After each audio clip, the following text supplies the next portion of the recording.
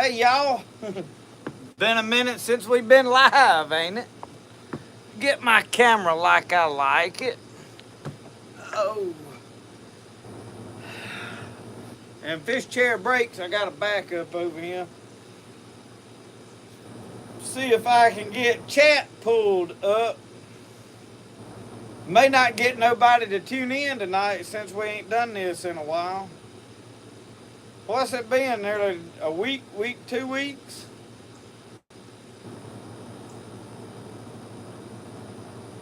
And my iPad was dead. So I have got it hooked to a charging. That is a flea. Oh Lord, that ain't a good sign.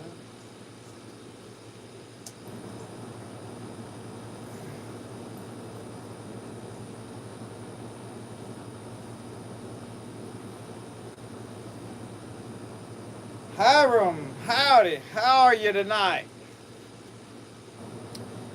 Probably take a little while. David Russian's here. Being we have changed nights and skipped a week, I don't look for no great lot of people to join in. We might, you never know. I'll be honest with you, JL327, I've been pushing it to make it happen. I've just had a lot going on, I guess.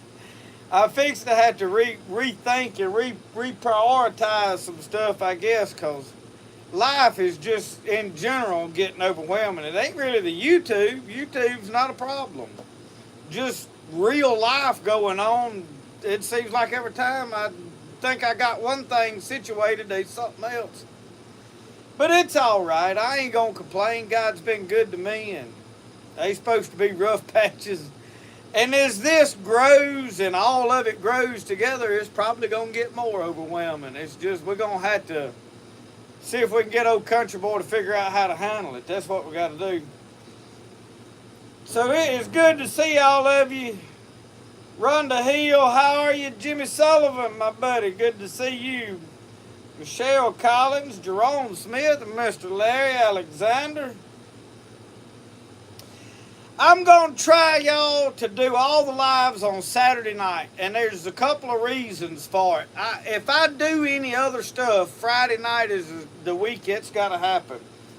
So, like next weekend, I have got a men's gathering that I have got to put on. It's men's ministry at my church is my baby now. And if we're going to do some, and I got a grasshopper, that may be a mosquito, that's I've got to do. And so next Friday night, I'm doing a men's fish fry at our cabin over here. So I'll be cooking next Friday night. So we'll do the live Saturday. Last night, we took Brody, and Casey brought his little boy up here, Bodry, and we took them down there, y'all, to the pond. I filmed a little of it. There will be a video come out of us camping, but there ain't a lot to it. I mean, we sat back and made coffee on the campfire and drank coffee and let them kids play. And we cooked on the fire a little bit. And we just kind of sat there and let them throw logs in the fire and have a good time. Blowed up some air mattresses in a tent. And, of course, both of my air mattresses went flat before the night was over. I'm fixing to put them both in the garbage and buy me one new one if I'm going to have to sleep in a tent much. And we stayed in a tent because of the mosquitoes. They say that the mosquito contracted disease are a little more prominent right now, being a problem. And unfortunately, I have seen that in the past take the life of a kid. So that is not something that we kind of play with here. So anyway, all that being said, we camped out. Friday nights are just, there's stuff going on. I also know that with the deer camp I'm joined, there's going to be some Friday night events with that, going over there cookings, and there'll probably be some Saturday night deals over there. So we may not hit every Saturday night. The next thing that we need to put up front, I'm going to start shutting live down at 9 o'clock. 3 hours of it. I've done 3 hours for one reason, and that was for the further west coast people that were just getting in to do anything. But with it getting dark earlier now, at 9 o'clock, I'm going to shut it down because I've got stuff I need to do. I have still got to go in and edit just in time that I filmed today, which there ain't a lot to editing that video because it's just one long segment. It's pretty easy to edit, but I do watch through it, make sure sound and all that stuff's good, and plus I preach to me while I'm listening to it. I need to hear it as much as y'all do. So anyway, a lot going on. That's why we have swapped over. This keychains JL327, that is something that I had a couple of keychains laying out there, and I said, you know what'd be cool? I'm gonna make me a keychain because I recently got a key to my post office. I got a post office box. It's in the link of all my videos. If you want to ship anything, whatever, to Spirit of the Outdoors, there's a post office box. Ship whatever to it. I mean, just if you want to send a thank you card or whatever. I'm not soliciting for people to send me money or packages, but people want to send stuff. They need a place to send it to. The P.O. box will be it. So I had that key. When I joined the deer camp, I got a key to the clubhouse. So I had two keys laying in the console to my. I'm like, I need a keychain. So I made this key ring. I was like, well, I want a Spirit of the Outdoors. I got the leather, M4 Laser Works hooked me up with a ball peen hammer that's got my logo stamped in it that does an amazing job. And so I'm thankful to Joey Martin for doing that for me. And I was able to stamp these things and make them. So the problem is everybody wants one. I want to get you one. I want you to have one. I ain't trying to get rich off of them. It'll cost me at least probably $5 to ship one. I mean, it's crazy that it costs $5 to ship one. If I was a big company and I could eat some of that cost some kind of a way, I don't know. And I may can figure something out with a smaller mailer and get the shipping costs down. I don't know. But I have not come up with a price. What are they worth? I have looked. I have seen some handmade keychains that are like $15. That's without shipping. I'm not going to charge $20 for a keychain. So I don't know. I'm trying to figure out, I like to make a price that covers shipping so I don't have to do a bunch of calculating every time. If I tell somebody, hey, it's $10, then it's $10 and I'll take the shipping out of that. That's the way I like to do things. Here's the big kicker on things is fixed change. I have got to get a tax ID number pronto. If not, at the rate this business is growing, as far as the knives go, I'm going to get in trouble with taxes. And I don't want that. I don't like giving Uncle Sam money. But I want to give him his due part and be done with it and not argue about it. So, at some point, we're going to have to start doing a tax deal on that. Right now, I'm probably going to just eat it, but I can't eat it from now on. You know what I mean? So, if you want stuff tax-free right now, you need to be ordering it right now. Because probably after Christmas, Jonah knives will have a tax added to them. Anyway, a lot of business going on, and a lot of me trying to learn how to do business. I ain't real good at it, y'all. If you ain't heard from me on a knife order in about 3 weeks, make sure I wrote it down because, y'all, I have failed to write some of them down. I have had people inquire about a knife, and they never really said, yeah, I want this knife, and I didn't write it down. And y'all, I get piles of messages, so it's sometimes messages slip through the crack, or I look at one and if I'm in the woods or off somewhere else and ain't got my book with me, and I pull that message up and go, oh, that's a knife order, and I don't respond to it right then because I don't have nothing to write everything down with, and then I get home and something happens, and they's like, my mama's sick, the other day. She got sick and I had to throw everything down and go check on her. Well, then when I come back, I'm like, okay, now where was I at? What was up? Well, if I was in the process of checking messages, I could have opened it, looked at it, never seen it. Well, then after I didn't see it again, there's a new message. So what I'm pointing out is y'all bear with me and help me through this till I learn, because I ain't that good at it. I mean, I'm I'm good at turning the camera on and talking. That's about the limits of it.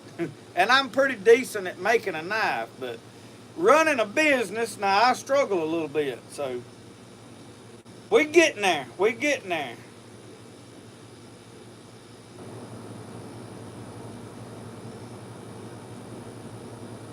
I was going back looking at seeing where I got to on comments.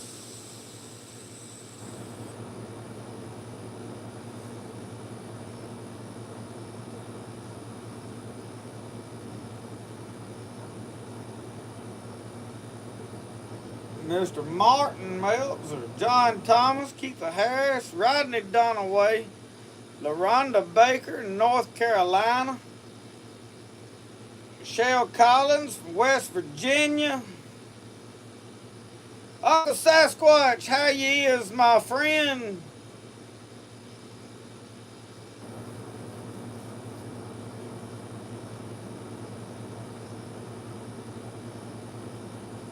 Mike Thompson, Jerome Smith, $65 to send a saw blade. Yeah, and it's outrageous. Shipping it. And let me tell y'all this on shipping. I got a letter today out of the mailbox. We just got back from Lawson's birthday party. I mean, we like just got home. If you watch Heart of Pine Homestead, that is Michelle's brother and his wife. Their little boy just turned one, or well, he's actually turning one in a couple of days. But they had his birthday party tonight. Well, we just got back from there. Well, on the way over there, Michelle said, have you checked the mail? I said, no, I ain't had time to go to the mailbox today. So we stopped, pull over the mail. She hands me a letter. She said, well, you got something. And I looked at it, and it is the post office box clear mailer. And inside of it, there's a half an envelope. The front half of an envelope, and I mean it's mangled up. They ain't nothing in it. So I look at the return address, and it is from the president of the deer club I'm in. I knew he was sending me a book of tickets. They're giving away $500. Second prize is $250. And they do this every year apparently to raise money to help plant the fields, because they plant all the club stands with club money. That way I don't have to take out of my pocket to plant my little deer patch here and that one there, and then somebody wants to hunt it. You know, saves a lot of squabbling over whose stand is whose and such as this stuff. So they want to sell these tickets. Well, I had some books of tickets in there that I don't know who's got them now. They may fill them out, turn them in. I don't know how that works. So I messaged the guy, and I was like, I sent him a picture, said, well, this is what I just got out of the mailbox. And he said, what happened? I said, I don't know. It looked like somebody's dog finally caught the mailman. So, I mean, they was mangled up bad. So I don't know. Miss Mary, she's a mail lady. She might can explain to us what happened. Oh, Roscoe, he's been laid up today. He didn't sleep good last night. Our air mattress kept leaking down, didn't it? Tell him about it. Did our air mattress leak down? I woke up one time, Brody. I said, man, Brody done got all the way up against my face over here. Because, you know, my air mattress leaking down. Well, I'm the heaviest. Now, son, get somewhere and stop.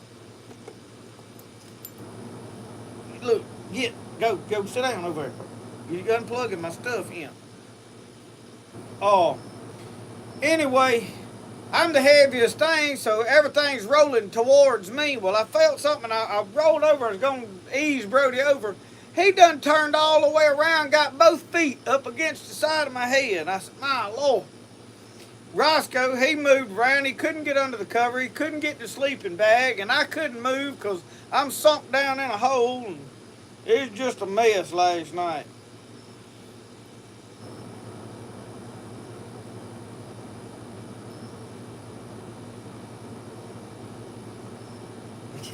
Uncle Sasquatch said if I shut down at 9, Tommy's going to be as lost as last year's Easter eggs.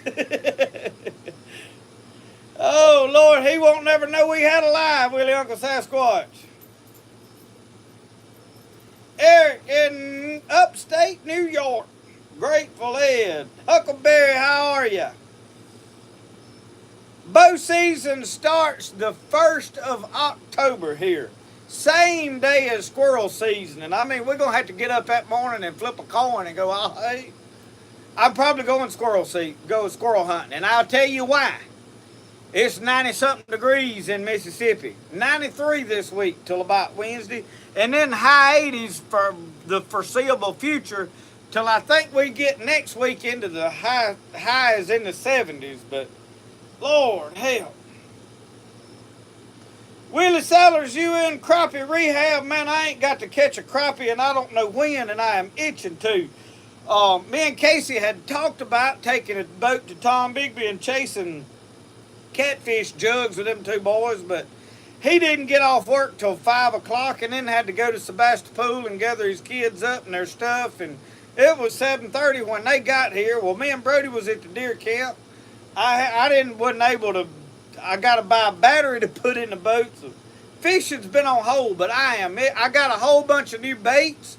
I got a name. I can't call the name right off the top of my head. Crap. Sent me some baits from right here local in Carthage, Mississippi. And I mean, that was another one that when I got it, the package was mangled up. I don't know what's going on with the shipping right now, but I've gotten 2 packages in the last 2 weeks that was like part of them shredded up. So that is one reason I'm having stuff shipped to a post office box where it, eliminates some of it. But he sent me a whole bunch of crappie jigs that he made. Not to mention I got stunner baits that I really hadn't fished hard with. So I'm ready to go crappie fishing. And then we had about 4 or 5 inches of rain the other day after the hurricane and all come through. So the swamp has got water in it. And I'm wanting to put my War Eagle boat in the swamp. I have pulled the pin on the hydraulic trim. And I think the motor will kick up and I can run the War Eagle in the swamp. I want to take it down there, put it on in and see how it does. So we got a lot going on, but yeah, bow season and squirrel season opens October the 1st.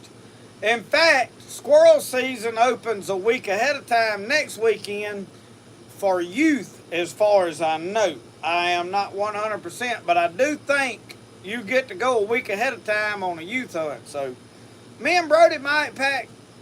And I have been watching. We got a bunch of squirrels down here in the end of the driveway under one of them oak trees.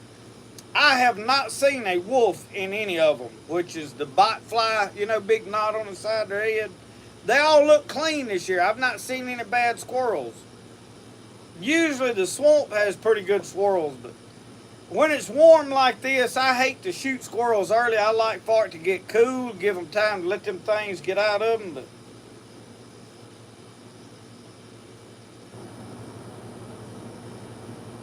camping out that Monday night in the swamp.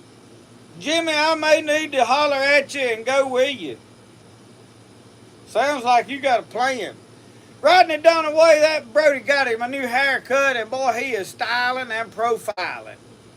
He's liking it. He can run faster now because he ain't got them side, burns catching up wind on him. He got them sheared off. But anyway, Michelle said they didn't cut it just like she wanted to cut, but she didn't want to lose them curls, is why it's cut like it is.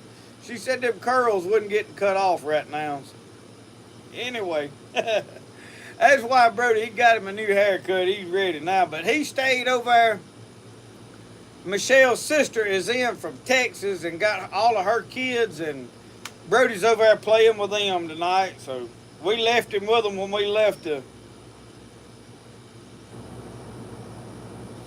Willie Sellers says, I was thinking about you when we filled 2 coolers with fish off limb lines last month. Man.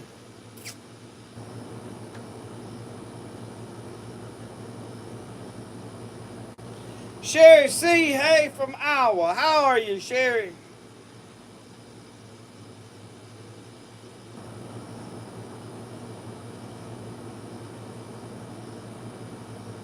Yeah, got that Patrick Mahomes look. Yeah, I ain't thought about that, but yeah, that's about what he looks like.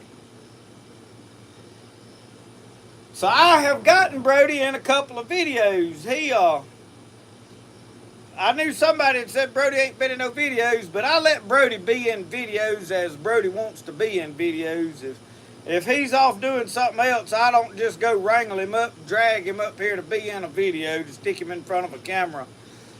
If y'all watch this long enough, you're going to find out we are just filming real life. There's no staged production, no theme in mind. I mean, we are just filming life as we live it. And what you see is what's really happening here. So any of you that took time to look at the thumbnail today on this video, I tilled the garden up, pulled up all the tomato cages, pulled up all the tomato stakes. I have bought a whole pound of turnips, a whole pound of mustards, way more than I'll ever eat. Probably won't even plant them all. Last year I planted 2 rows and we didn't even eat all that, so that's probably what I'll do again this year. So I filmed today pulling all that stuff out, pulling the tomato cages up, stacking them up, and tilling the garden up. Actually, I just dissed it. And I'm going to clean out several chicken coops and put that where I clean out chicken coops in the garden up there where my stuff's going to be.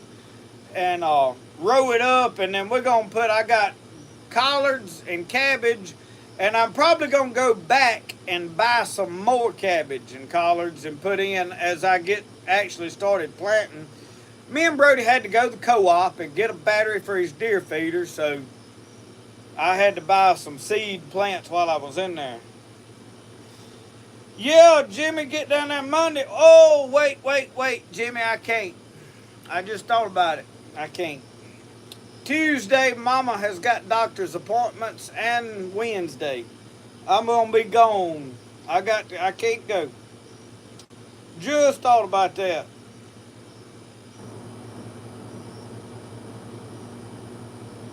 Yeah, Willie, I doubt I'm gonna plant a pound of each. Last year I didn't ever eat them. Keitha Harris, you're welcome. The plantain salve is one of the things, and I need some right now. We got down there camping out last night, and there was an ant bed right beside the fire. Well, Brody danced in them all night. He couldn't stay out of them. I was standing, Brody, don't get over there, his ants. So we burned a bunch of them up probably, but man, they was crawling everywhere. Well, me and fooling with cooking and doing stuff, I got ant bites all over my hands, so I need to get in that plantain salve, and it'll take that redness out.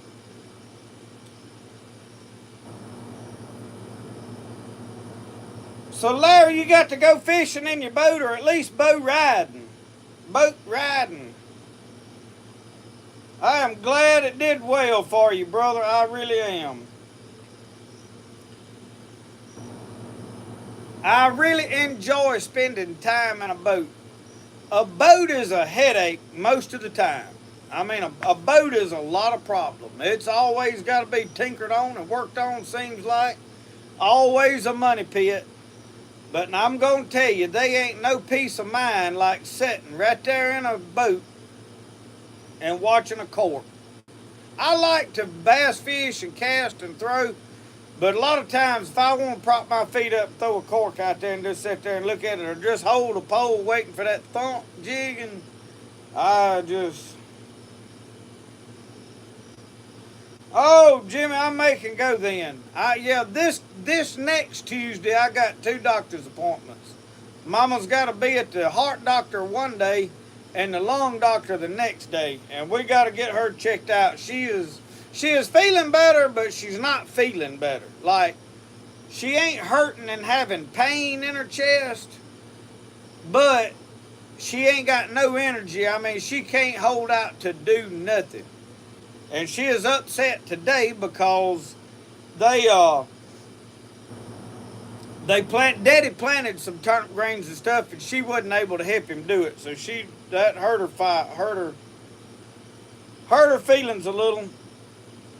Well, Larry Alexander he said his boat's a little underpowered, but it runs good. Well, my War Eagle has got a 25 horse motor on that 16 16 or 17 foot aluminum boat, and it ain't got enough power. That is one of my biggest gripes about that boat, is it needed a 40 horse motor on it. It really did. And the boat is actually rated, recommends a 40 horse. It's on the tag in there. You know, every boat has a, hey, don't exceed this, or this is a recommended.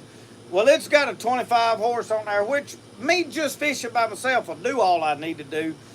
But catfishing, if I load bait tank weights and all that kind of stuff in there, it struggles a little going up and down the river. So it's a one of them trade-offs. You just think about this: a bigger motor is about another $5,000 or $6,000. So how bad do you need it?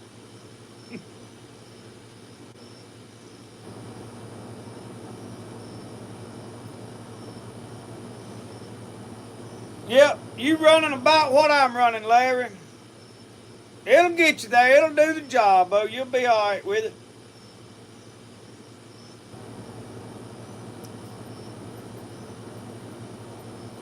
John Thomas said these look clean, too. I don't know what he's talking about, but he mentioned acorns on the ground. Well, I was under the impression this year that we wasn't going to have a lot of acorns because late cold, a lot of dry weather, and I'm looking at my sawtooth. I got 2 sawtooth oaks right back here by my garden, and there ain't no acorns on them. Usually they're loaded up. You can see them all on there. But when we walked over there and was filming at the deer land, in the hardwood bottoms, there was a pile of swamp chestnut and white oak acorns on the ground. So looks like there is a crop most places this year.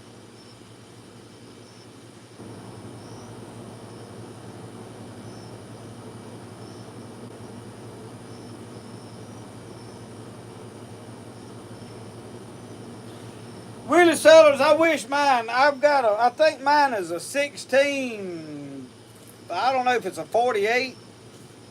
Anyway, that War Eagle, it's got that 25, it needs a 40. It really does.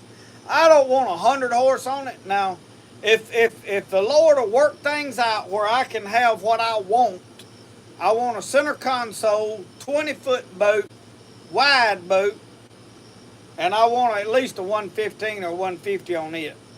Because I want to bow fish off of it. I want the center console where I can mount my GoPros, cameras up there, and lights up there so that we can frog gig, bow fish, do all that stuff. As Brody gets bigger and able to do all that, I want to take him to do all that kind of stuff. So that is why I want the bigger boat for that. But right now we're going into hunting season and we're gearing all that up. So I wish Michelle was watching this. She made me some coffee, but she had never brought me any. I reckon I'm going to have to go in there and retrieve it. I was hoping she'd just come take me out a cup of coffee here in a little while.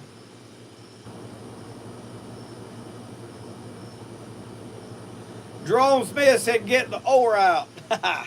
I'm going to tell you what, I ain't paddling no big boat. I don't even put a... Somebody said, you ain't got a paddle in there? I said, heck no, I ain't paddling this boat. If it don't run, I'm going to call somebody to come pull it.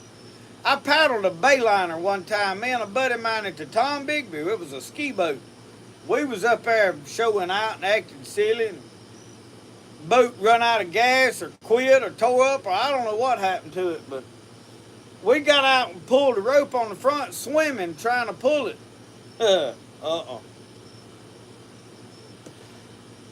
Uncle Sasquatch, I might as well made her mad. I ain't got no coffee either way. Can't get no worse than that, can it?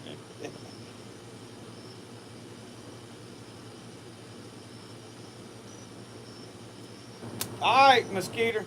He come in there with his landing gear on and was finna set up a drilling platform right there on my arm. It's so big.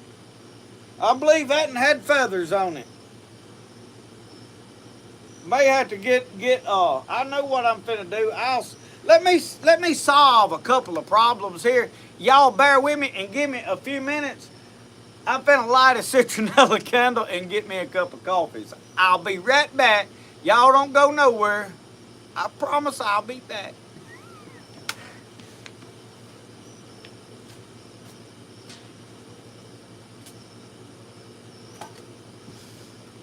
for starters, here's the citronella candle right here. Let me get it lit and going first before I run off.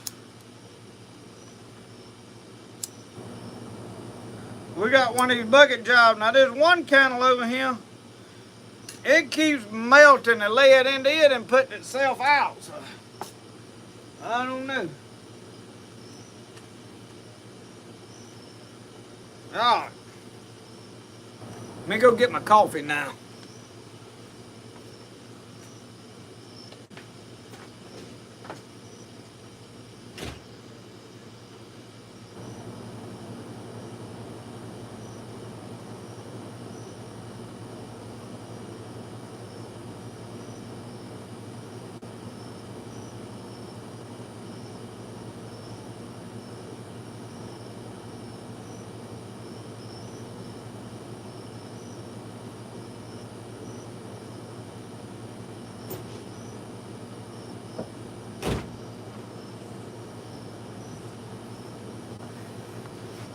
Alrightly, we have got a fresh cup of coffee that Marie Laveau hath made.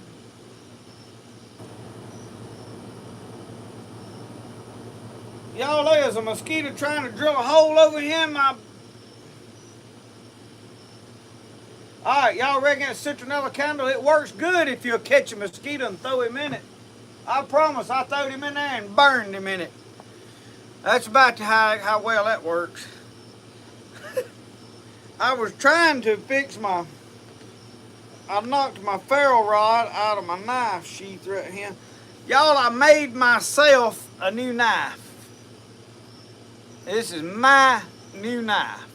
It is sapele wood that I was sent, but the blade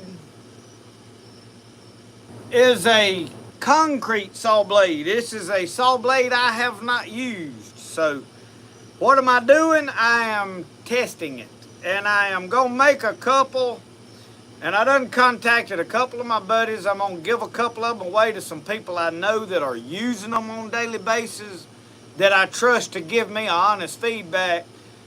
I don't want to give a knife to somebody and them feel guilty, be like, oh, it's a good knife, when really it won't hold an edge, you know, because they don't want to hurt my feelings. I won't give them to somebody that's going to say, hey, this thing's a piece of junk. That thing won't stay sharp for nothing. That's what I want to hear, unless it will hold an edge. And so it's a sapele wood, and it is a saw blade. John Thomas, I do need to light my bug zapper, don't I? I bet the battery is I ain't charged it up for starters.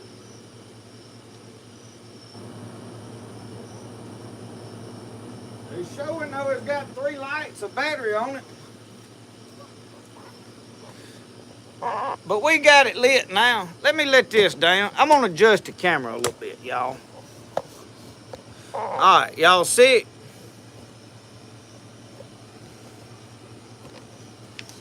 I have been playing with cameras and tripods till I am about stressed out with them. Y'all know I drowned my DSLR early in the spring in the fishing boat. I backed the boat in the water, for those of you that didn't know, without the plug in it. I know y'all don't do stuff like that. I'm the idiot that does it. Thought I had checked everything out. Too excited to get out there and film on the water. First trip to the lake, you know. Laid my camera on the tripod down in the bottom of the boat, backed it in there, pulled the truck up there and locked everything, fumbled around. You know, I mean, you don't ever just get out running. I come walking down there, lollygagging, patting my pockets. Looked at the boat in my camera. It was about this much water in the floorboard of the boat. And I said, what? So instead of running down there and grabbing my camera out, I run back and get the truck, back it in the water and go get the boat, and barely get the boat up on the trailer and pull it out. Well, it drowned my DSLR camera, my Nikon. So last week, I ordered me on eBay a used Nikon D5500. And my requirements for a camera is it has to have the flip around display. just for the simple fact of when I'm self-filming me on a video, that I can just see that I am in the frame of the camera. It is not clear enough to see, okay, am I in focus and such as that. Usually when I'm filming, I just put it on autofocus and hold the button down till it automatically focuses, and that's about as close as I can get. Unless I am filming leaves and me filming other stuff, but like when I'm just filming me talking, I use autofocus a lot on that stuff. So I bought me a D5500. I think it was like $300 something, and it just came with a kit lens, but I already had all of my lenses from my other camera. So I've got I think it's a 70 to 200 lens that I have. Works good, but I filmed a coat the other day, and I was going to put it in a video, and I don't know if I got it in the video or not. I don't remember what video I was going to put it in, and I think I failed to get it in there when I went to edit it, and I didn't watch through the whole thing. It may be on some of this stuff that I am in here editing now. But anyway, we'll see. I could not pull the coat in close enough. So I'm going, I wish I could afford to buy me like a 100 to, I don't know, I need about a 400 or 600 millimeter lens for that kind of stuff. But I don't know, I can't,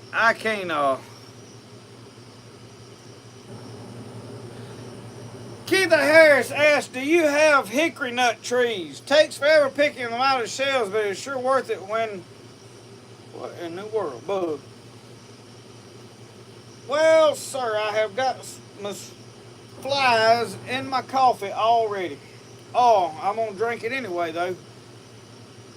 We got one big hickory nut tree down here that is dropping hickory nuts like crazy, but son, the squirrels are playing havoc on them. You're not gonna get one. I'm sorry. I barely can get a fig out of my yard. I got 1, 2, 3, 4 fig trees that are producing figs, and I can't get a fig out of them. I mean, the birds is eating them. I'm ashamed to tell you how many birds I've shot here in the last month. But that's just the way it be sometimes, you know. I reminded the Lord the other day while I was on the lawnmower. I cut all this grass Thursday. And I said, Lord, you told us you was going to give back. In the book of Joel, it's wrote that we'd get back what the cankerworm ate and the pomegranate and all that. I said, Lord, I want to remind you of what the squirrels ate and the coons ate, the deer ate, and the birds has ate this year, just so we on the same page. I just, you know, I didn't want that to slip in Lord's mind and them just think about what the worms would eat. Because I'm talking about the coons and the squirrels has eat a lot around here lately. And the birds too. I reckon they got to eat too.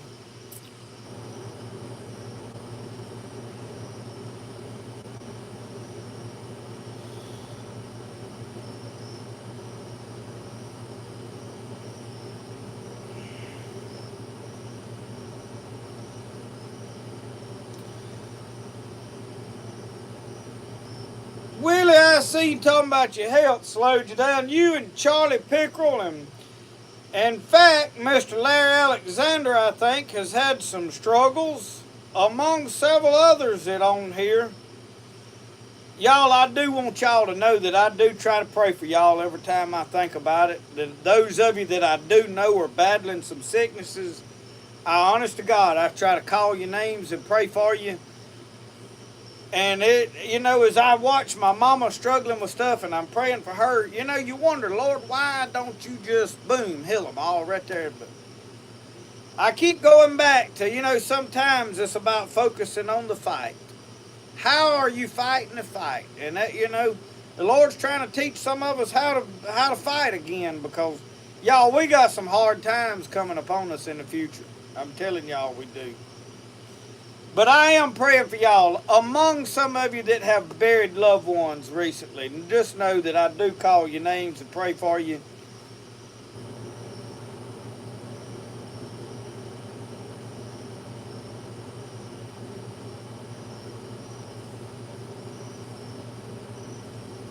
Martin said, I saw a t-shirt that said, I want to be so filled with the Spirit of Christ that when I get bit by a mosquito, he flies away singing, there's power in the blood. I'm with you on that one, Hoss. That is a good one right there.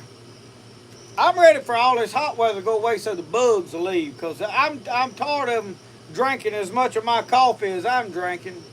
I'll share a little blood with them because mine's pretty thick, but I bet they look like, hey, my blood's so thick when they go to sucking on it, I bet them mosquitoes' eyes look like mine when I get a one of them milkshakes from the Sonic, and you know that first pull on there, you're, and you, because it's so thick in there, it won't go through the straw.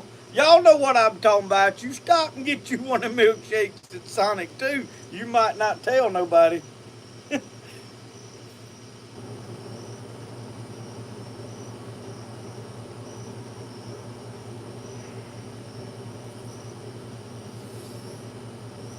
Yep, we got harder times coming, y'all.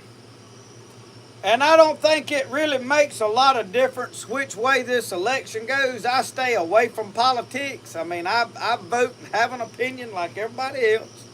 I keep it to myself for the most part because I really can't see a lot of benefit in me standing up here telling you which way you ought to vote and how you ought to think. You know, because I am not an educated all this, but I got some good common sense. But I'm going to tell you, I think either way it goes, it's going to be hard. I think it's going to go down the tube either way. I don't think it matters which one wins. I think the other side's people are going to tear this country apart. Nobody's going to accept a loss at this point, I don't think. Just don't see it. There's too much hate. If we could ever get to a place that Republicans and Democrats could look each other in the eye and go, what can we do to fix this? What can we work together to do to better our situation? What is our number one problem, and let's fix it first. And then let's go to number two. This is our next biggest problem, and let's fix it. And if they could take that mentality, you could vote for either side. But it's all about greed and power and money. Every one of them. They're all in it for money. And that's just all there is to it. And they line in their pockets with kickbacks and bribes and all this kind of stuff. I ain't got no faith in none of them, if you want my honest opinion.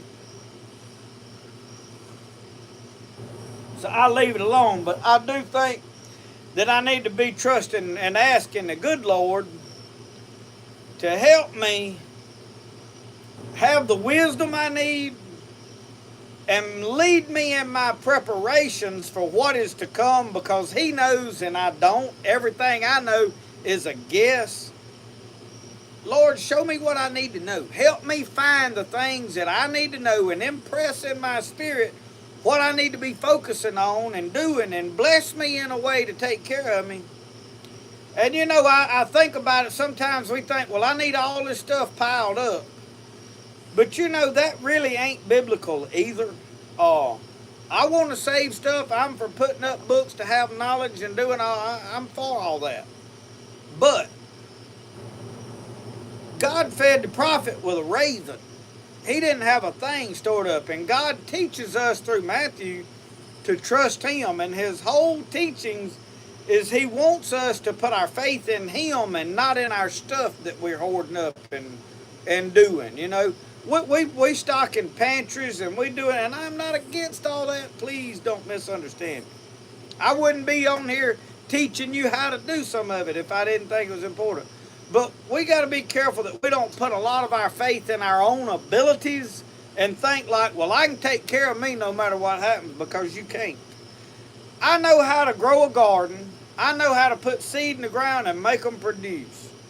But I'll tell you what, I have watched this year, I've watched coons eat up stuff. I've watched squirrels eat it up. I've watched deer eat it up. And if the Lord don't want you to have it and want it to produce, there ain't a thing you can do about it. I'll tell you that right now. So don't trust in your own abilities too much. So anyway, that is my thoughts on that part of it.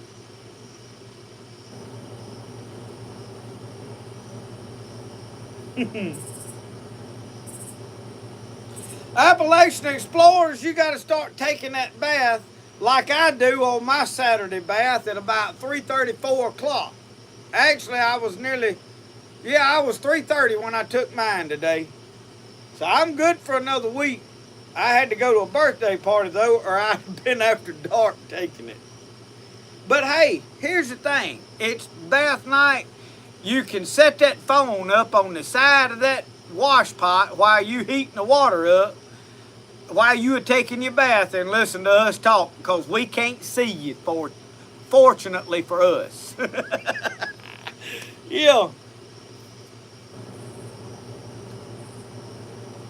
Well, that's good coffee. I don't know which pot she made that out of, but I did order me some backwoods grind coffee.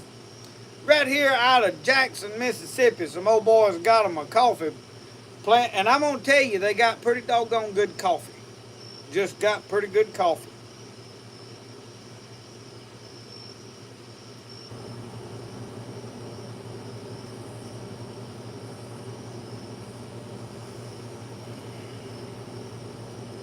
Jason McKenzie said they hunting in Shibuya. I don't know. I would love to. My problem is making things. I got a lot I want to do, and I ain't got the time to get it all done.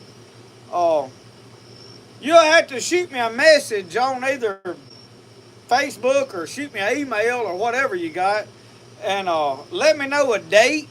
And I would love to go. I just have to see what all's going on to see if I can.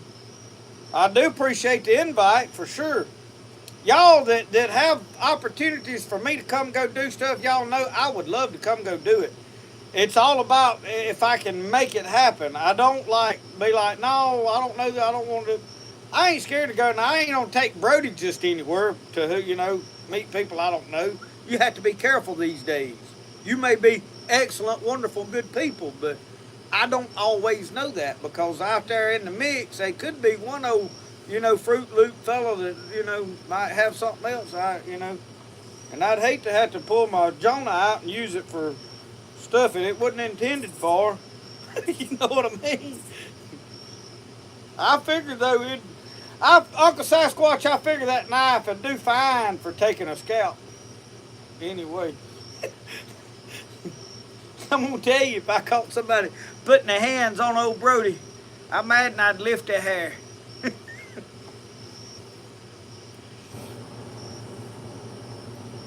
But I would like to come go hog hunting in the shorter things. Let me know when you might be going, and we'll see.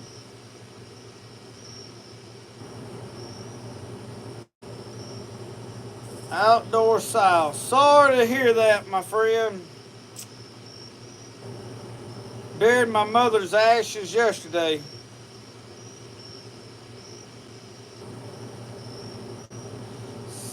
Powerful the first time you see your dad cry.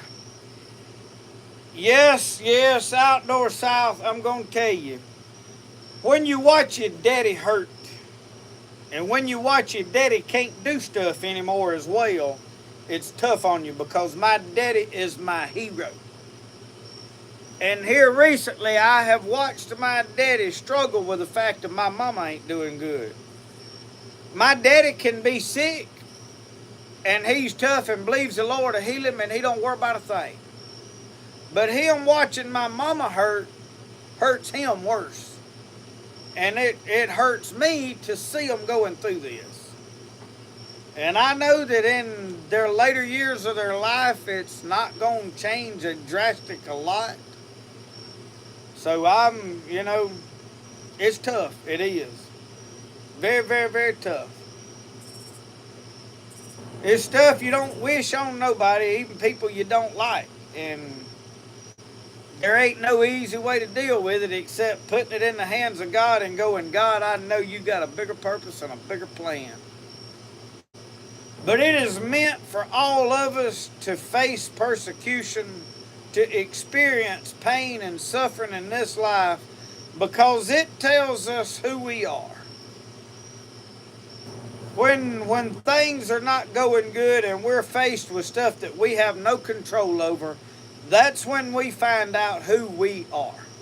It's not who we are is not the flashy stuff when times are good and when the ball's rolling in our favor, and I mean we got the bull by the horns and we're on top of the mountain. That ain't who we made out of.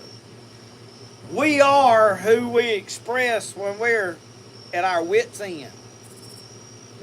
I was telling a story here not long ago, and I think I failed to finish telling it completely, but I had an old boy drive up out here in the yard, and I was telling the video, I believe, and I got sidetracked as usual.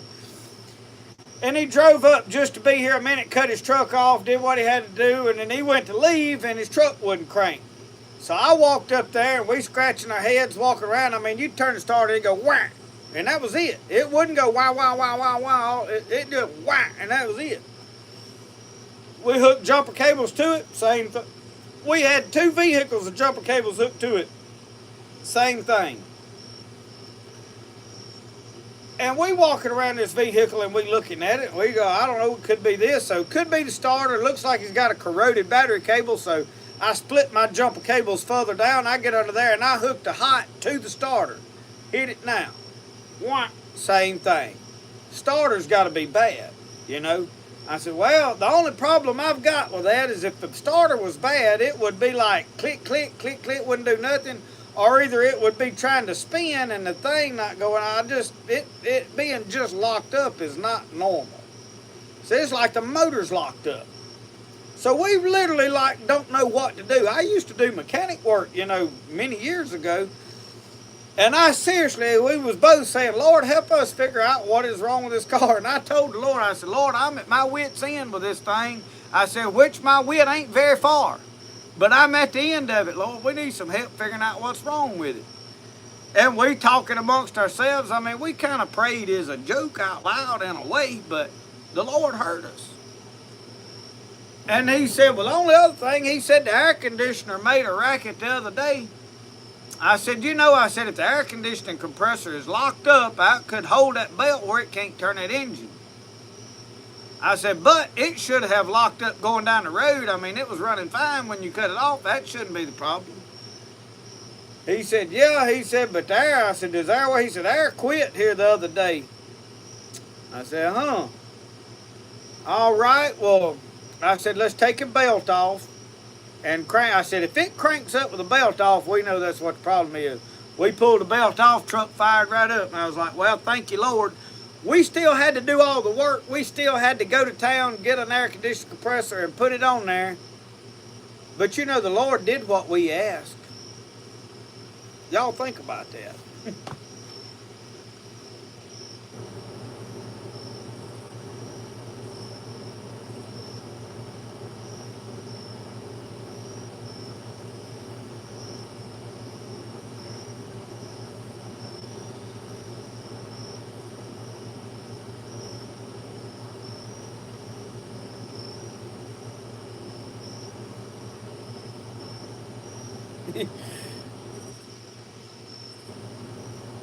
Jerome said that you right. They wouldn't nobody in their right mind ever hurt that boy of mine. But there's a lot of people walking around this world that ain't in their right mind. It's a problem.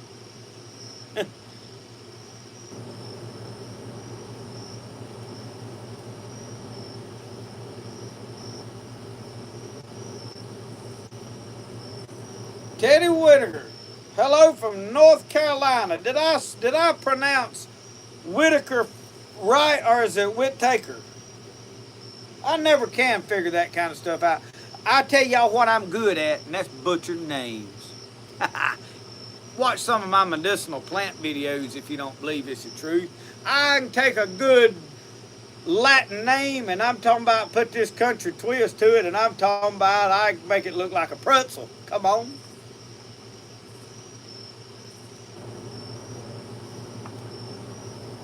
James, I do agree we need to figure out who we are. And it's them times that the pressure's on that you start finding, and I'm gonna tell you, I get frustrated myself. I know me. I know me real good, and I don't mind admitting that I got a lot of work to do on me. When the pressure's on and there's so much going on, I get frustrated. I'm like, I am trying to get everything I can do done, and the more I do, the more people realize, hey, this is old fella right here can do it. I ask him to do this. And next thing you know, you got people, you got you lined up to do all kind of stuff. And I done got to a place when people start adding extra to me, I'm done, y'all. I can't. I just can't do no more. I don't mean to be.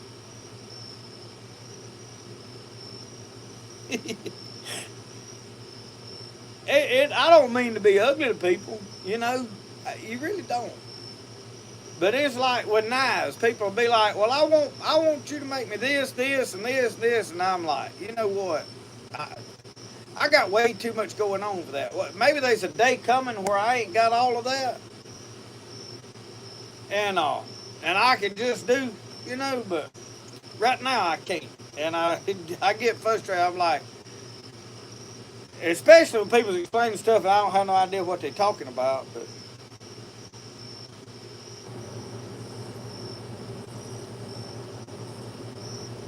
Jason, this is going to be a ever Saturday night thing. And the reason is, for those that have missed out, I have got a lot of events coming up that's going to take my Friday nights up.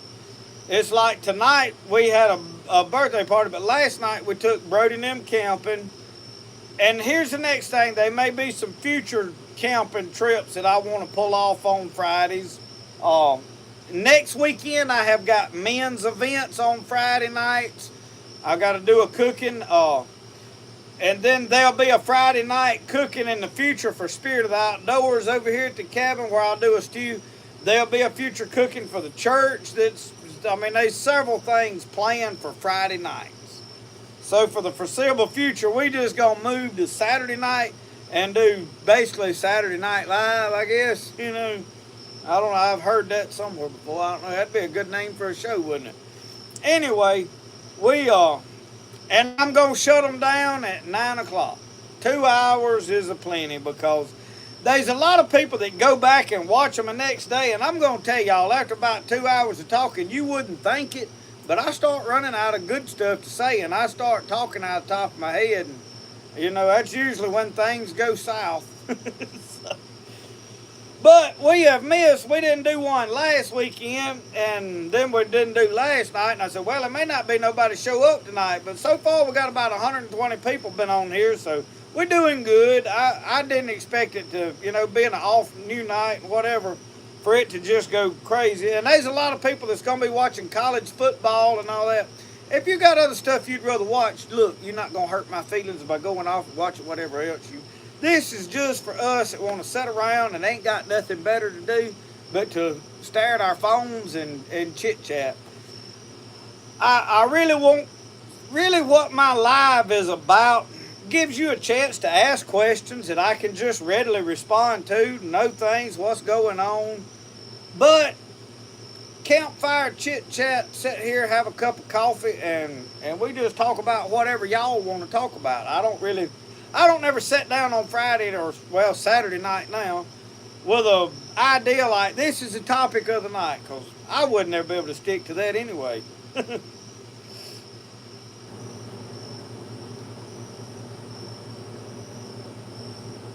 Northeast Iuka, I think is how that is pronounced.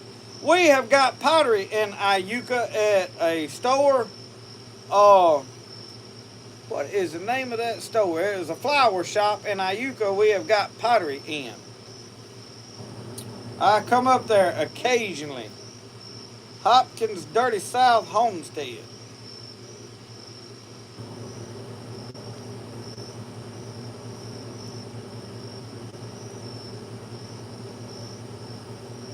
Really, I do a lot of talking, but now, like I said, I don't never run out of nothing to say. I run out of intelligent stuff to say, and usually I do that within the first hour, probably the first 10 minutes. But sometimes I can kind of camouflage it for another hour or so.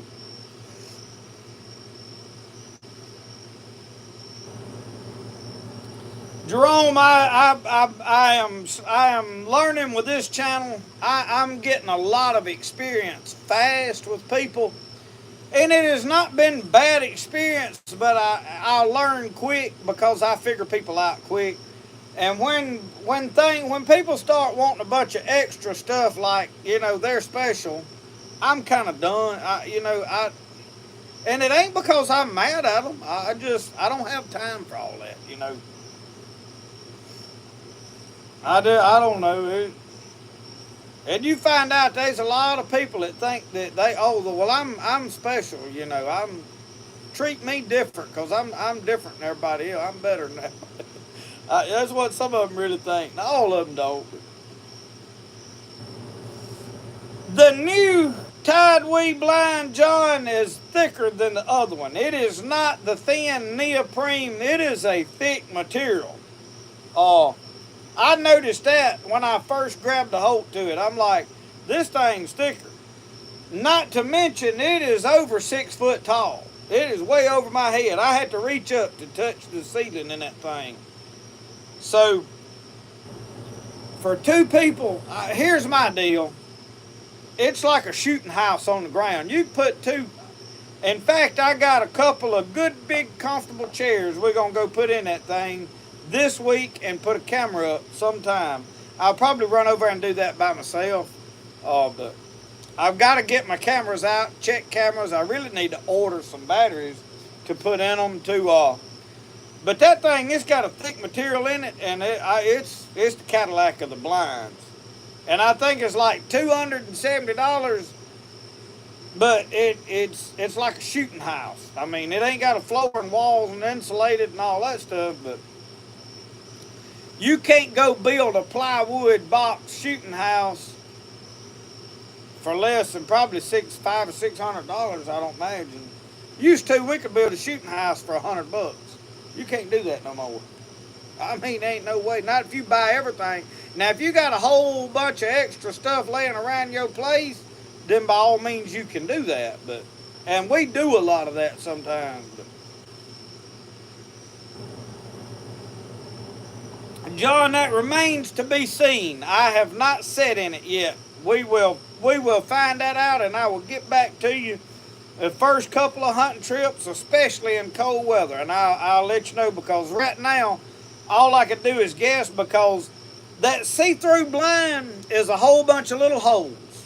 I mean, that's just a fact. I think everybody kind of understands that.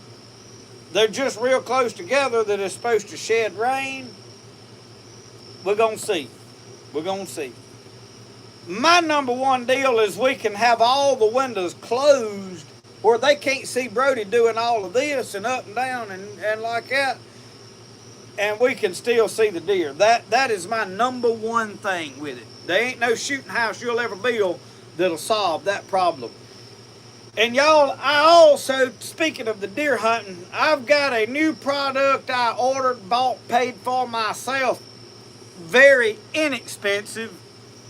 That is supposed to be the number one go-to cover scent, especially for this area.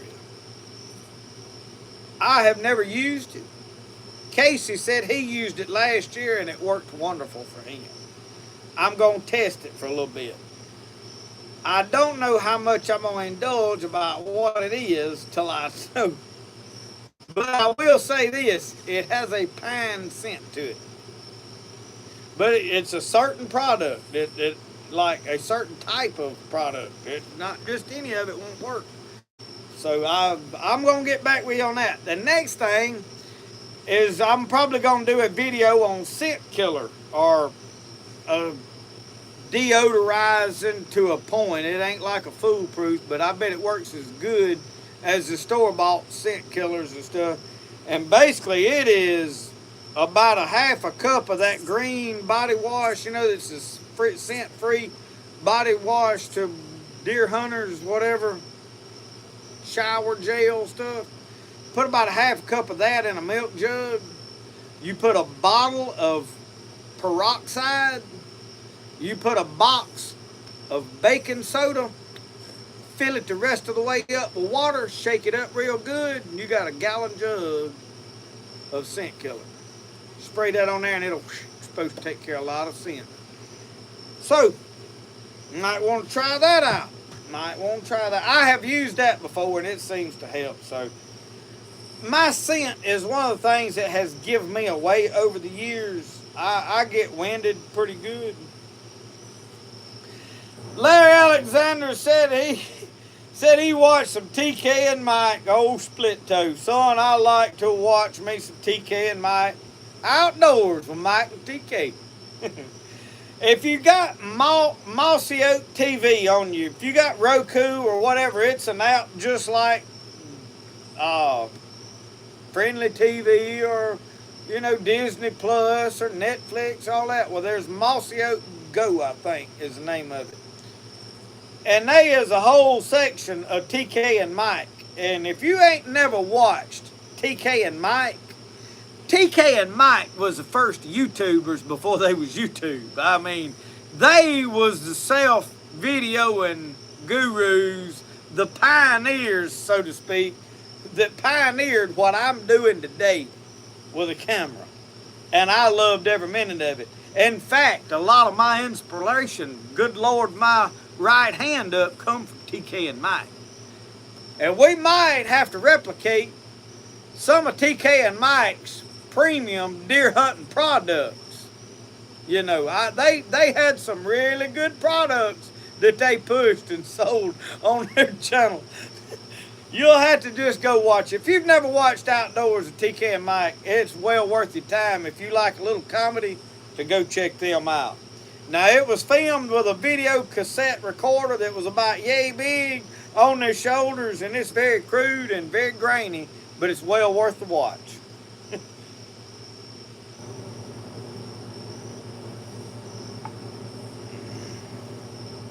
John, I figure it'll knock down some wind, but we'll just have to see, I think. How's Brody coming along with his checker playing? Well, Martin, we've had to put a stop. He was doing pretty good with it, but we have to learn ABCs and schoolwork now, and getting old Brody tuned in to doing his homeschooling. Now we bought curriculum from somewhere, and I don't even know the name of it. Michelle ordered it from somewhere. It was like $270 something for the year's curriculum, which ain't bad to homeschool your kid, and it'd be valuable stuff. My year of kindergarten, we learned our numbers and basic ABCs, and that was really about it, I think. But Brody is already learning words, and we working on, you know, a little adding and subtracting in a way, but he's struggling with some of his counting. He gets good when he gets to about 13, 14, and 15, but that 11, 12, and 13's throwing him for a loop. And then when his ABCs, he gets tangled up there with that, which one is it he goes for? I think it is G, H, and I. He gets lost somewhere along in there. E, I think with E or F, somewhere along in there he gets. Once he gets on back around over there to LMNOP, he take off again. So we ain't played a lot of checkers. We've been homeschooling. Larry said he recommend the Rising Creek duck hunting episode. Old WW, the waterfowl widowmaker. Rodney Dunaway said, can y'all shoot over corn or bait in Mississippi? Yes. The corn cannot be piled on the ground. It has to be out of a tripod feeder or a trough up off the ground. It has to be over 100 yards from where you're hunting. So bow hunting right over it is illegal. Does it still happen? By all means, yes, it does. A lot of people do this, that, and the other. And I'm going to tell y'all my approach. And I have not bow hunted a lot. I've been shooting my compound bow a good bit here lately because I do want to bow hunt. We're going to kill a deer with the compound bow, and then I'm probably going to put it up and really try to get one with the recurve. I could kill one with it, but the pressure of needing the meat is what gets me. So I need to get that out of the way, and then I can hunt with it. But what I do for bow hunting is I like to put a feeder up like I did the other day. And that feeder's feeding and I start getting deer coming into it. Well, you'll start developing trails back out to bedding areas. I'll back down that trail to a good low pinch point where I can set up and ambush them. And when they come through, I want to be 200 to 300 yards back down that trail somewhere. I'll kill that buck down there too. That buck ain't gonna come to that feeder before dark. Just about ain't gonna happen. Not here anyway. That is one of the curses of cameras. When I put a camera up, I like to leave it about 2 weeks before I go back and fool with it.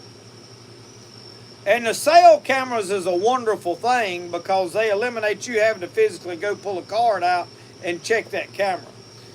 But people wanting to go every 2 or 3 days and see what's on their camera puts a lot of sin around that, and it makes a buck nocturnal, I mean rat straight.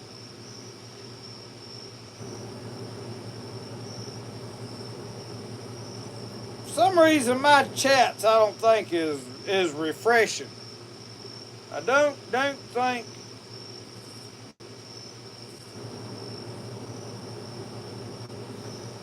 Hopkins Dirty South Homestead, the next time we come delivering up that way, if we've got time, I'll try to shoot you a message some way or another. I don't know how I'll try to comment on your channel or something. I don't know what we got going on. We are slow getting pottery out anymore because I have quit making pottery and went into the knife making business. And bless my wife's heart, she's trying to do the pottery by herself and she's struggling to get it. It's a lot of work. I mean, it really is. And so I'm fixing to have to slow down on the knife orders. I've been getting knives made pretty fast, but I've been getting orders pretty fast too. So I'm probably I'm going to work probably this week on some pottery. I think. I've got a couple of knives I know I'm going to make. I need to get some money caught up because I got several bills. I got a couple of bills this week I got to pay, but anyway, right around this time of the month, all of my stuff comes due, so I have to pay everything, at one time, seems like. But I need to help her get a bunch of pottery made. Plus, I wanted to make some coffee cups. I promised people these bowls that I was cracking eggs in. I don't know if y'all seen that reel here a while back. I made this little bowl to crack eggs in so I could make sure they wasn't a bad one and then pour it on that black stone. And I have not got in there and made them yet. So I'm going to make several of them. Let me ask y'all a question. Anybody that would want a bowl like that, would you want it to have a handle on it, like a little loop, almost like just a one-finger loop, so you could kind of hold it, pour, or is just grabbing the bowl fine? Does it matter? I don't know. I could make them faster without the loop because you got to make it and then attach that later, but I don't know if it makes a difference or not.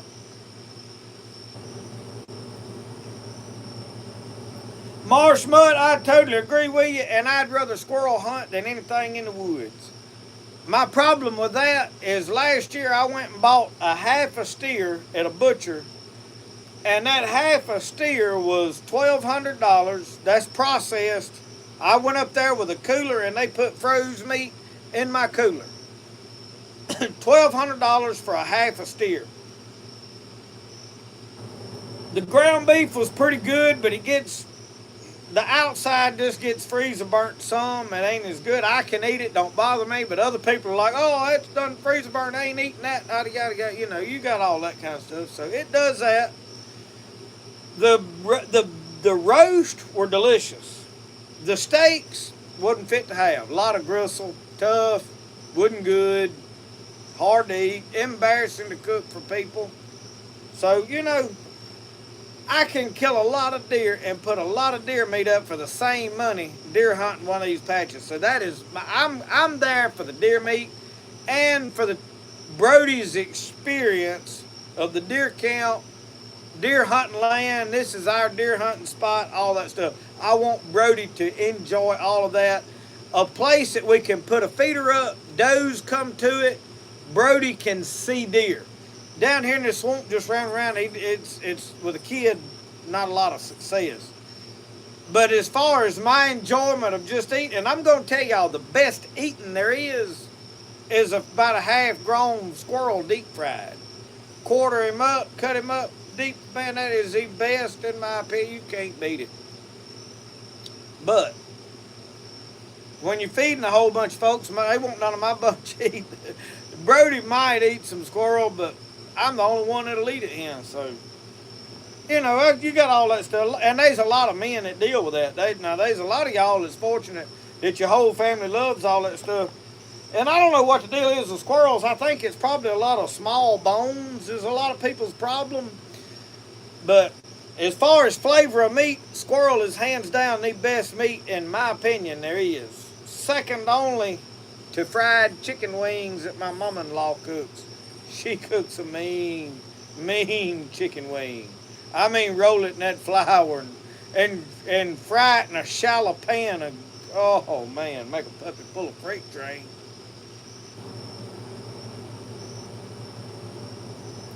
Mary L, hi, I'm a bit late, better late than never. Good night. You ain't leaving already, are you? I ain't even told a good one yet. Squirrel gravy over biscuits. Now, I like gravy on my biscuits, but I like my squirrel just fried, and I like to eat that crunch off of it. There's something about that crunch, you know. Down south, we got to have that fat and crunch off that fried meat. I'm going to tell you, a fried pork chop with that, hey, ooh. Have I ever made oregano tincture? No, ma'am, I have not. But I did see where you needed to add oregano to fire cider, which I am currently trying to gather up all my ingredients to make, because I don't remember if y'all remember me making apple cider vinegar. It's still in there in the jug making apple cider vinegar, which it's done. It's got that skim, what do you call it, skim? Sign or whatever on just about that thick on the top of it, solid, and it turns almost to wax. And the vinegar in it, man, is pretty and clear. You can see all the way through it with them apples. Now it'll cloud up when I go to straining it, but we're gonna do a video straining the apple cider vinegar off. I got 2 big gallon jugs of it making. We're gonna strain it into a jug, and then we're gonna make fire cider tonic. I made some a couple years ago, and I just finished it all off. And y'all, it is a wonderful, wonderful thing. I love the stuff as far as just making you feel good. So I'm going to make some, and then I'm going to let my mama taste it and see if it helps her a little.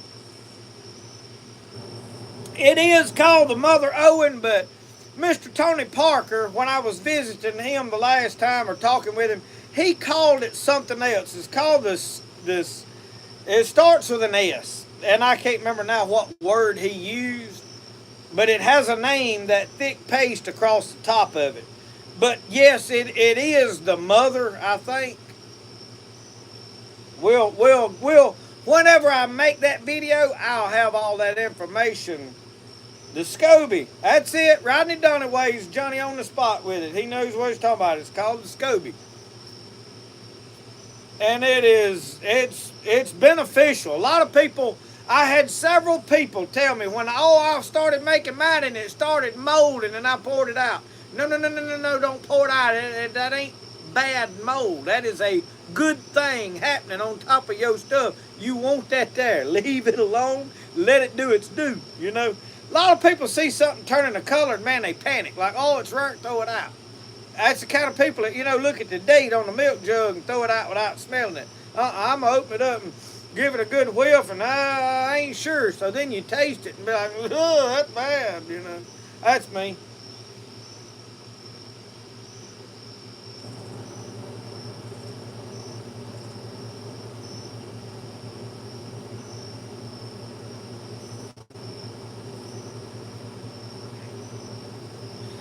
Yeah, Marsh Mutt, that squirrel, you gotta burn a lot of powder to fill a freezer up with squirrels. But now I'm gonna tell you something. Squirrel stew is fine eating. The problem with squirrel stew is there's so many little bitty bones But I've done learned about how to strain a lot of them things out, and helps a lot.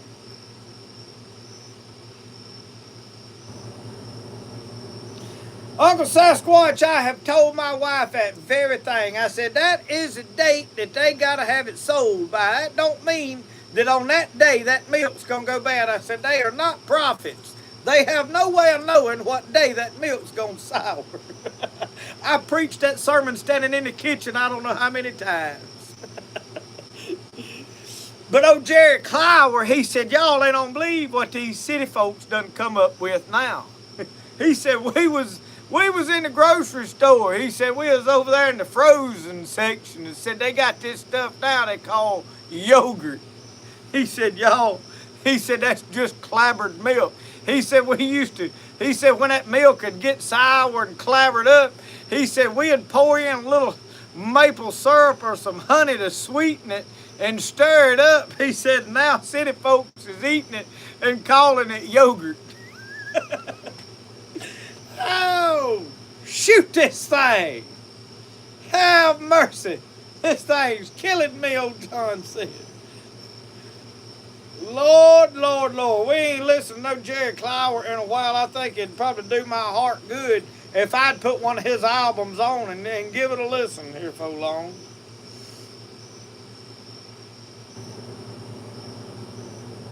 Jody Miller, how are you?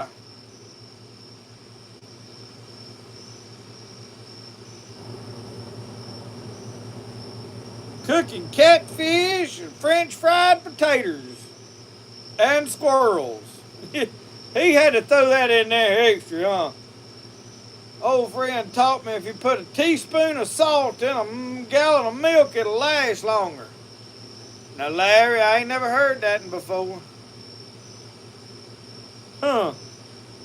Put a teaspoon of, so you put that in there the day you get it home with it. What does it do for the taste? You got me thinking now. Now with old Brody here, we don't throw milk out. We ain't had since we got old Brody, we ain't had no milk go bad around him. Usually we run out. But now before he come along, we was pretty regular about pouring a jug of milk out because it done got turned to paste. You could pour it out there in the chicken pen and it'd pile up. I'll have to try that out, I reckon. Well, look, if y'all won't run off on me, it's only 8:24. I'm going to go fix me another cup of coffee. And y'all better pray old Tommy Litchfield makes it or he's going to miss Slam out.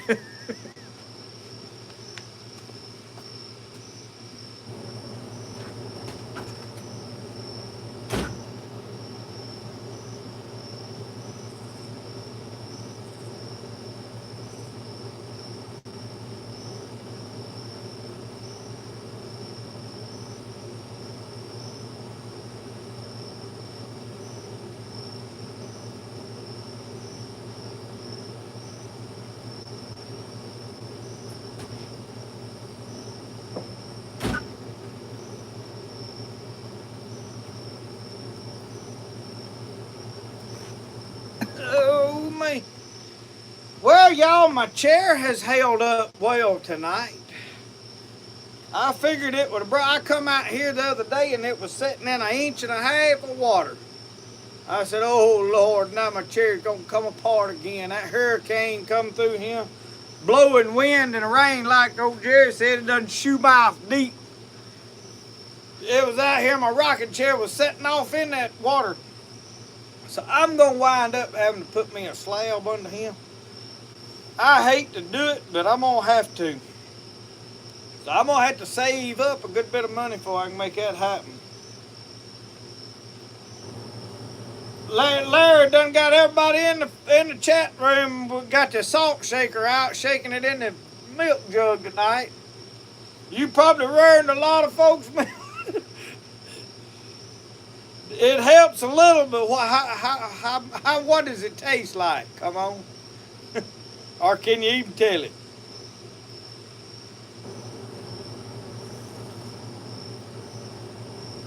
Boy, that coffee's good.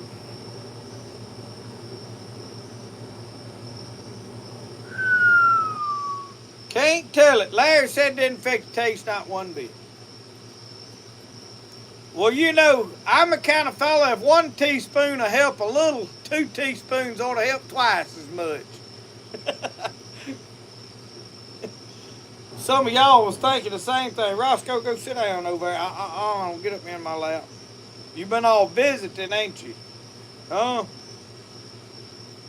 He's been off of visiting. You better go in the house in there. Old Roscoe, he camped out with us last night. Him and that air mattress didn't get along good either, did it? You didn't get a good night's sleep, did you? He's ready to go to bed now, ain't you? You ready to go to bed?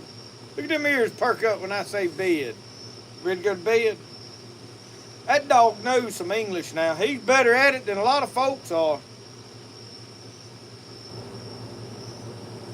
If he could talk, I'd put him to teaching a class. Marsh said there ain't no way he's salting his milk. Yeah. Marsh, much you pour it over cornbread and eat it with a spoon? Come on. You might ought to try it. I bet some salt and pepper and that'd be fine. Somebody said put onions in it. Come on, how many of y'all doing that milk and cornbread thing? Man, they ain't nothing like a frosted over jug, a glass mason jar. Fill that joker slam full of crumbled up cornbread made yesterday. Pour that milk over it, it'll settle it down to about 3/4 of the way. You stick that spoon off in there and stir it up a little bit and go, oh man. That poor folks hors d'oeuvres right there now.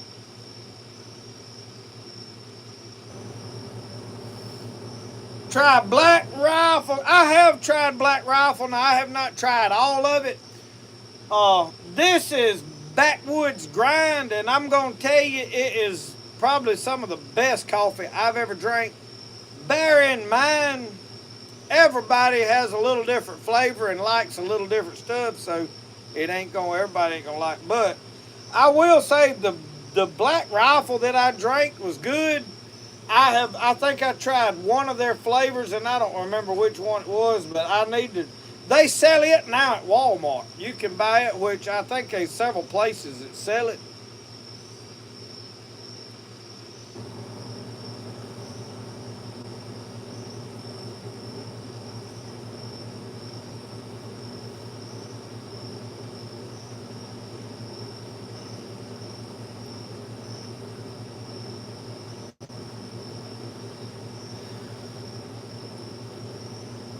Marsh much, y'all ain't got no rain. Oh, Lord.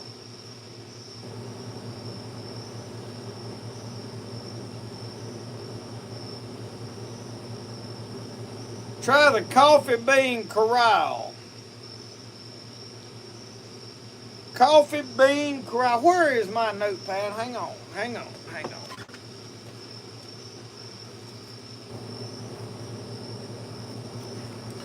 I had a notepad out here for just such a things as this, because people will tell me, try this, do that, and then I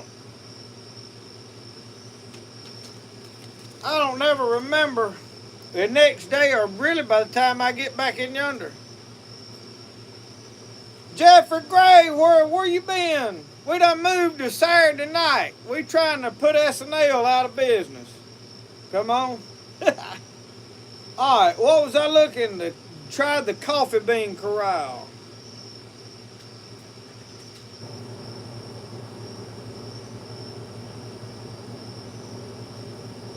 All right, we got it written down. We'll see who them folks are. You was talking about Black Rifle coffee. Which one of their bags is the best? Which one do you prefer the best? I know that don't mean I like it the best. Death Wish coffee. We're going to try some of these, because I'm going to order some over, because I love coffee. I am a coffee connoisseur. And Roscoe is over there pawing at that door. He's wanting in.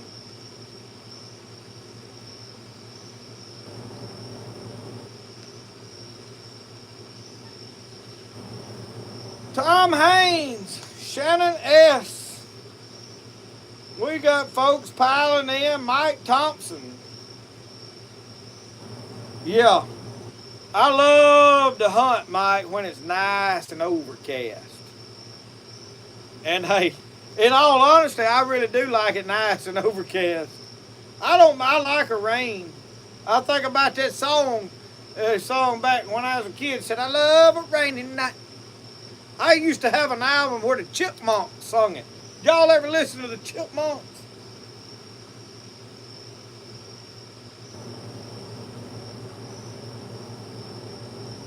Tactical Sasquatch.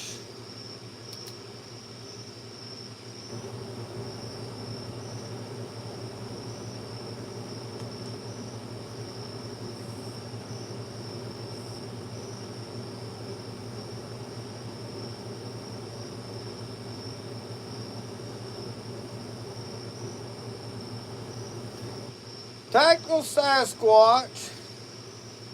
Blackout.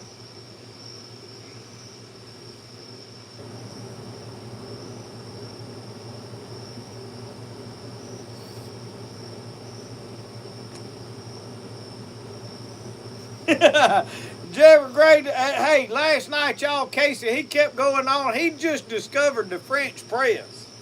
I told him, I said, now look, I said, I'm going to just tell you, if you like me and you really like coffee, I said, when you boil coffee, it changes the flavor.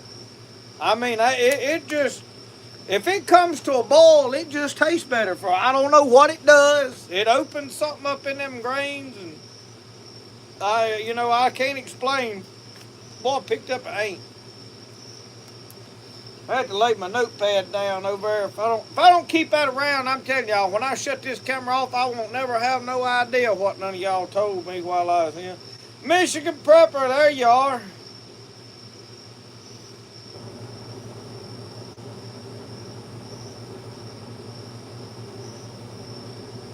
The Carrollton Pilgrimage Festival on October the 5th. Come join in. Carrollton, what state is this in? There is a Carrollton in Mississippi, I do think. Drank Firehouse coffee my whole career, strong black. A-Field, yep, that makes it tough on it right there, that A-Field stuff.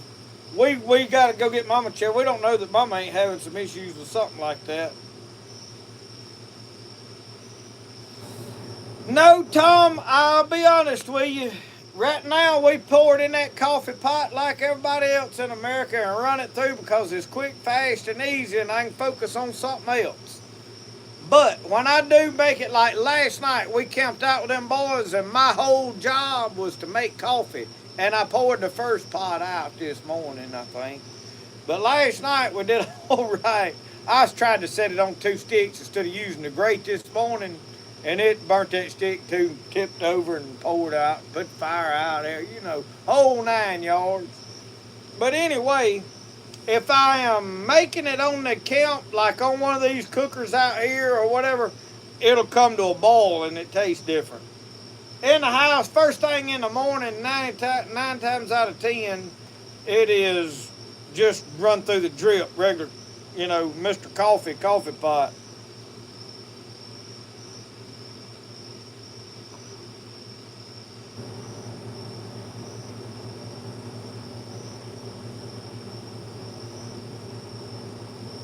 Yeah, y'all, now, if that coffee is giving you heart fits, don't be drinking it now. Hey, whoa, can you drink decaffeinated coffee? Or does it still, because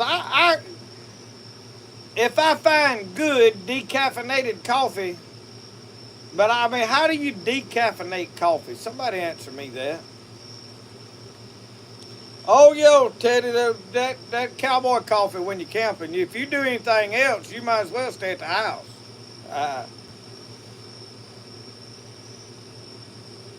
Boiling it. I had never attempted to make no bracelets, Shannon, but I am going.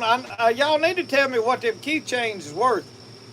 You got to be over $5 because I'm going to include the shipping into the price. Let's say $12 too much for them.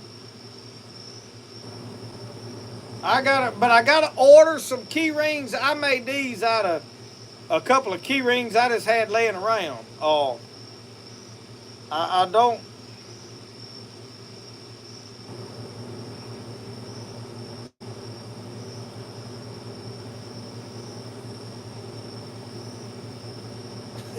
Oh, Sasquatch, you got a point. I'll be honest with you. When I get to drinking a lot of coffee, like in the winter times, I like coffee. I'll drink it all day long. When I come in and make a pot like now, late in the evening, I had got to making decaffeinated because I was trying to keep them. Too much caffeine ain't good for you, but some of it I couldn't really. I mean, I could tell a difference, but it wasn't like, oh, I can't drink that. It was better than no coffee, I guess is what I'm trying to say. I try to say things in a way that it takes longer and go way around out of the way to tell it. That's how you color up. You will make it colorful.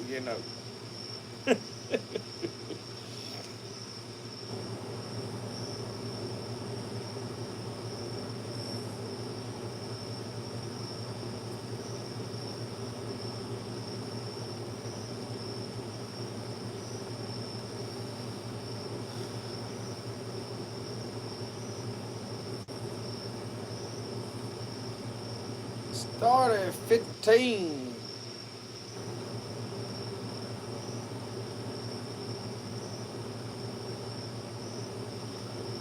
We'll have to see. I'm gonna have to do some thinking on some of my stuff because I'll be honest with you, making stuff too cheap will put you out of business. I mean, because you'll get overloaded with stuff and you figure out you get a whole bunch of work in there and then you still can't pay your bills and you're like, well, because I'll be honest with y'all, none of this am I trying to get rich off of. I really ain't. And honestly, I am just sort of doing a little better than paying my bills at the most part. Um, but I'll say it like this. God's been good to me. There's been weeks it was better than others. There ain't none of them just been no like, Lord, look at my pockets is bulging. Not by a long shot. But my thing is I ain't got no bills to amount to nothing, so I can afford to take risks, take chances, and try things.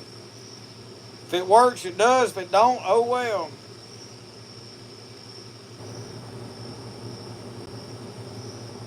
So, anyway. What now? What now?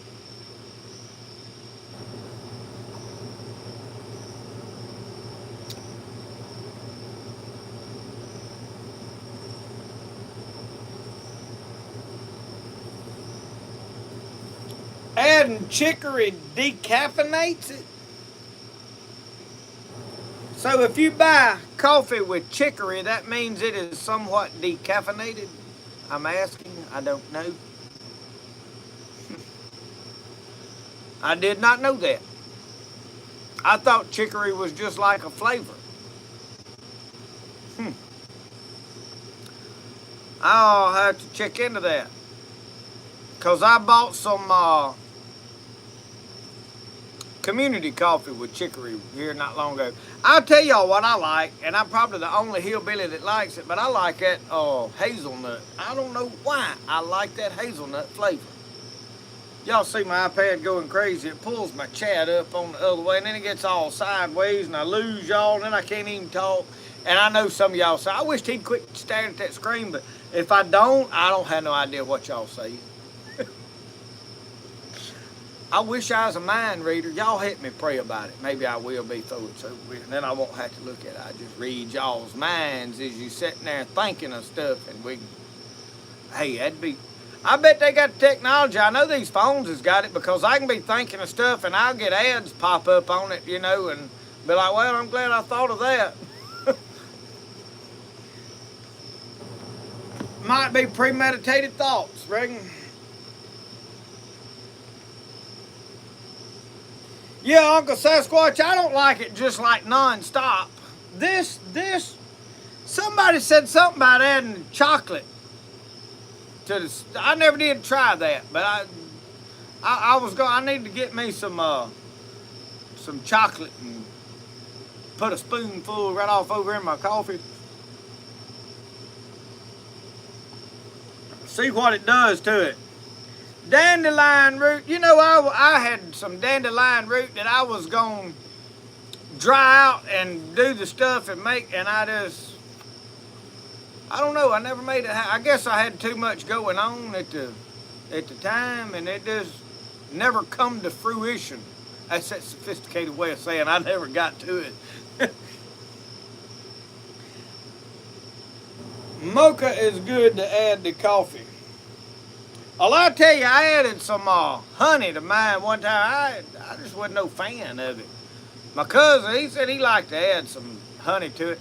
I got some honey coming. I was supposed to got with my buddy Scott Wells this week.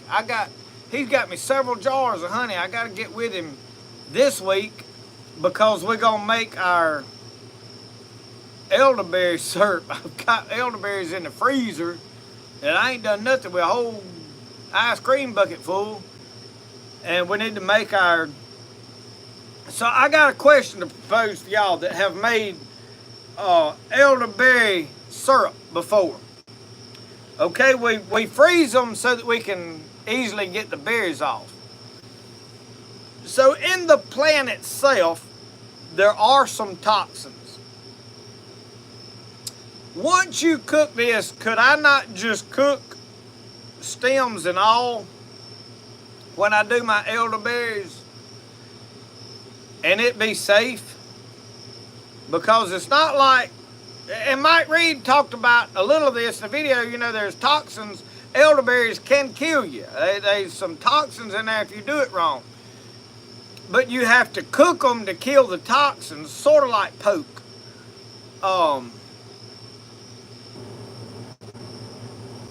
But what I'm wanting to do is take the elderberries and just throw stems and all in a pot of water and cook them down and then strain everything out and keep the juice. Would that, if it got hot enough, come to a boil, would it not get rid of the toxins where if you cooked the stems it would be safe, or do you have to get the stems out? Somebody that knows, answer that for me.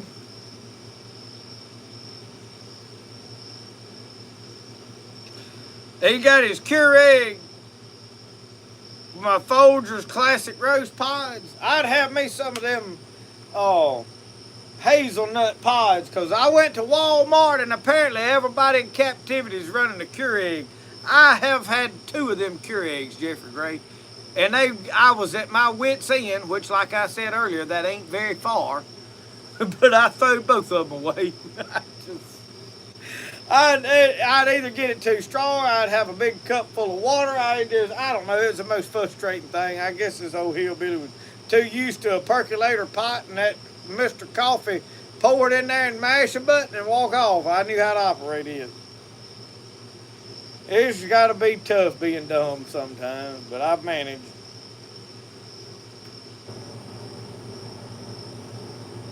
Yep, the seeds do, and the seeds are in the berry, so you're putting that in there anyway. My question is the stems.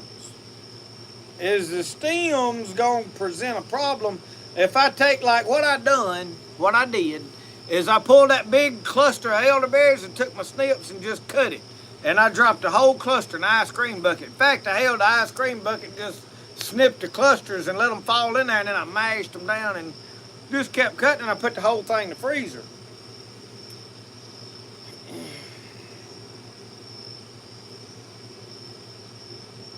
Kicking horse coffee. Never heard of kicking horse coffee. We'll have to try that one out.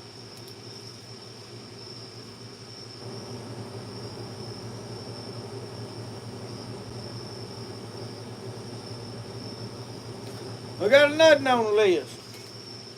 We'll see how that pans out.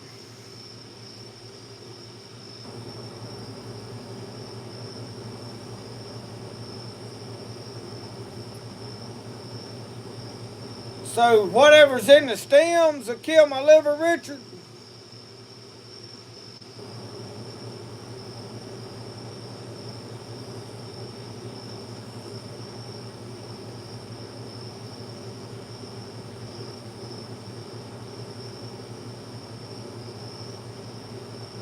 Mary L says, how are the puppies? Puppies are in West Virginia, doing well. I got a video of them this week, playing, having a good time.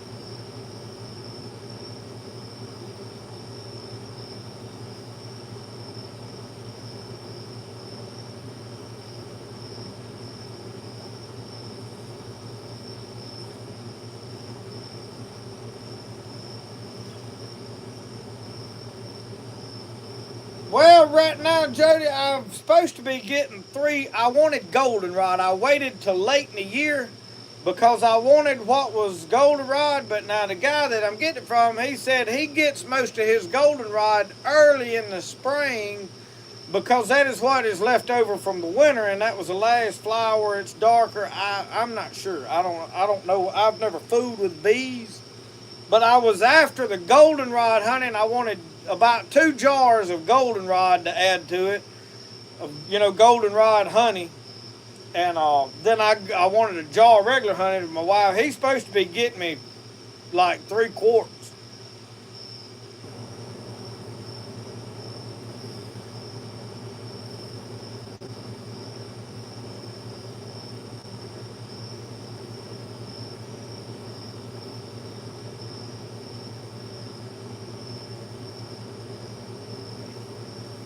I didn't ever have no problem with the cure egg like quitting. I get frustrated. I wasn't used to running it, and it never did taste like what I was used to, and I just didn't like it. Now, I've got a brother-in-law that loves his. They use it pretty regular, so it's to each their own. I didn't never have no problem with the machine itself not working. My problem was me not knowing how to work it, I think.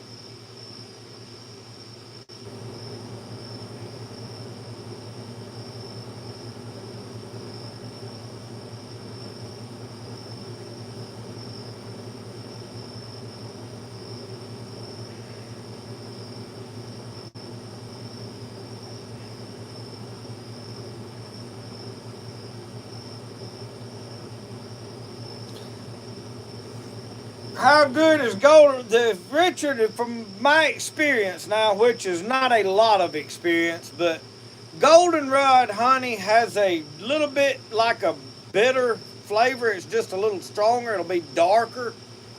And, but I'm after it for the medicinal qualities that are in it.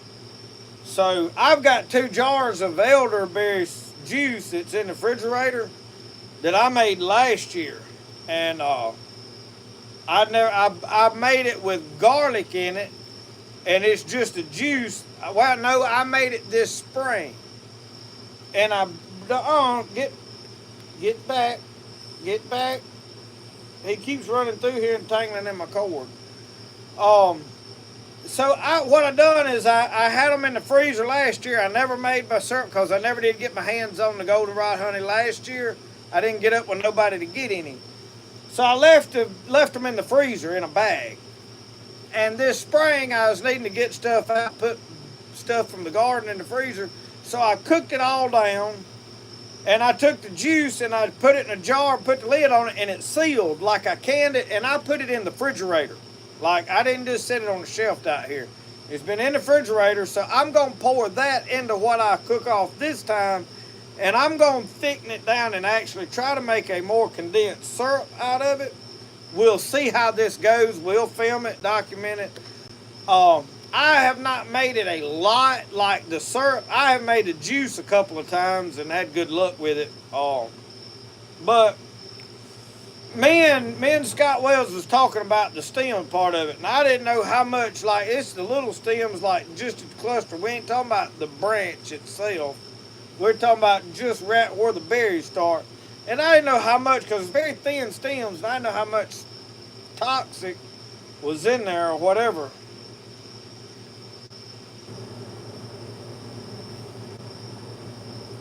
So northeast Georgia, y'all are struggling with the drought still. Backyard, I have not made the Yopon holly tea, as I don't find a lot of that Yopon here. We have a lot of that Chinese privet. It is abundant. And I watched a guy the other day doing Yopon holly videos, and I'd have swore he had Chinese privet. But now, you know, I don't know. I wasn't on call his bluff on it. I don't know. I watched his old video, and I've shook my head and said, I don't know. I thought he knew a lot more about what he was talking about up until that point. Y'all may know what I'm talking about. I ain't calling no names on him. Is there any medicinal properties in tobacco? I don't know. I have heard you could put snuff on bee stings and it would take the sting out. I've never actually tried that. I don't know.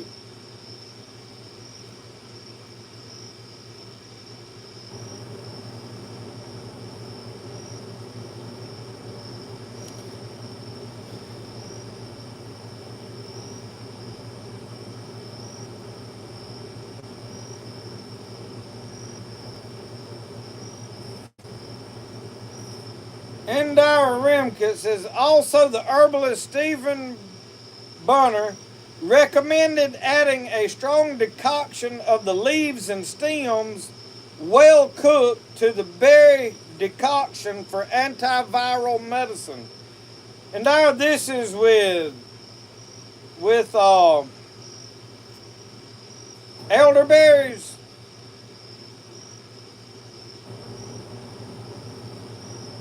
I just seen that. I have a time, y'all, keeping up with all of my stuff, my comments.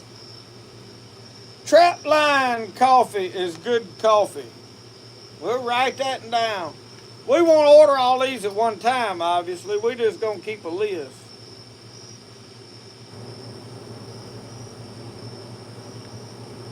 I like coffee. I like to try different coffees. I like Maxwell House.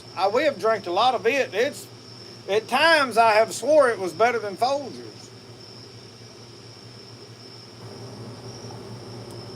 And Dyra, where you said, is there somewhere that, what book has some of this information in it where I could study it, or where would I find it to do some research on it? I want to buy me the book by Patton that's got this guy up here that talked about the sweet gum stuff, because I have not remade my sweet gum video, because just because it's in one book and one guy says that it's good, I'm still not certain that the sweet gum balls has got a lot of medicine in it. I'm still convinced it's all in the sweet gum itself, but I don't know that. Because most all of your trees, you don't use leaves for the medicine. The medicine from any tree usually, generally, not every tree now. That's why I'm skeptical. This one could be different. But the medicinal qualities are in the inner bark layer of the tree, which is why sweet gum, it would be in the gum. So I'm Herbal Antivirus by, let me write that down as well.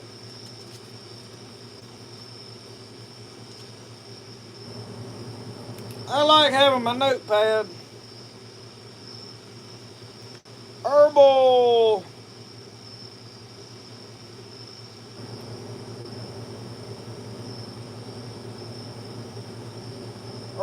Antiviral.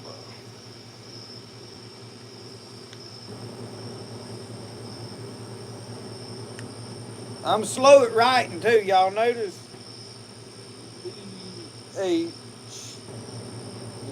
All right.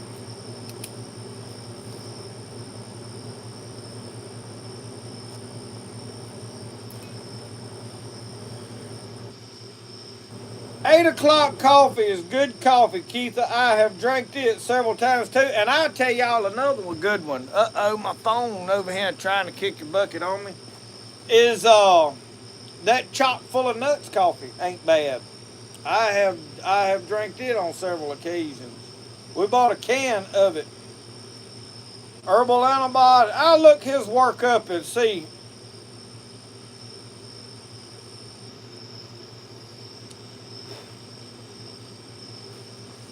Sell the Yankee kids as porcupine eggs. Oh, Lord, yep. That's what they are.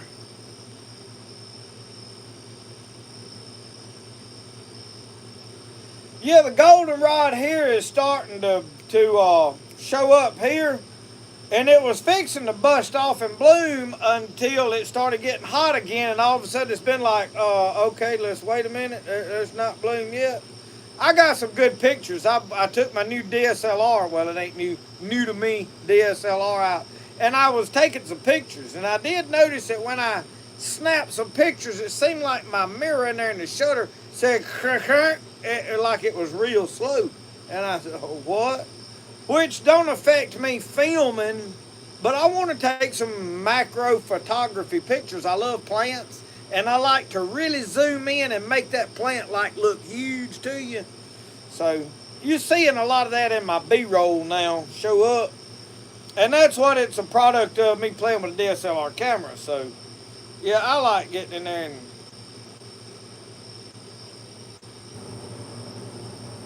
but the goldenrod, I was taking pictures of it the other day, and it is.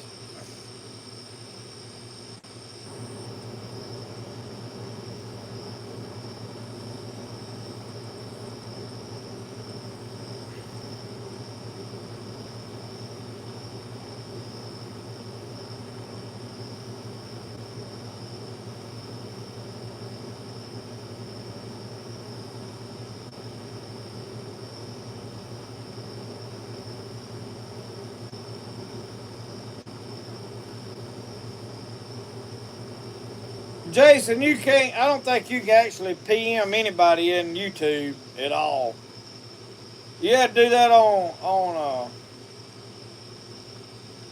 Facebook, Bookface. Crystal Ingram, the new book, I'll be honest with you, I really hadn't, the last one, the yellow copy of the book, has been very confusing. In other words, it is medicine that you can make, but it'll be so many different plants in that there's no way that I have access to all of them.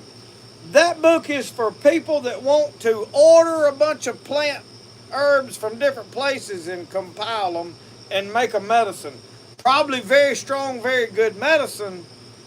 I am more into what can I resource from right here in walking distance of my house, or at least driving distance. Stuff that I can physically harvest and use is what I'm into.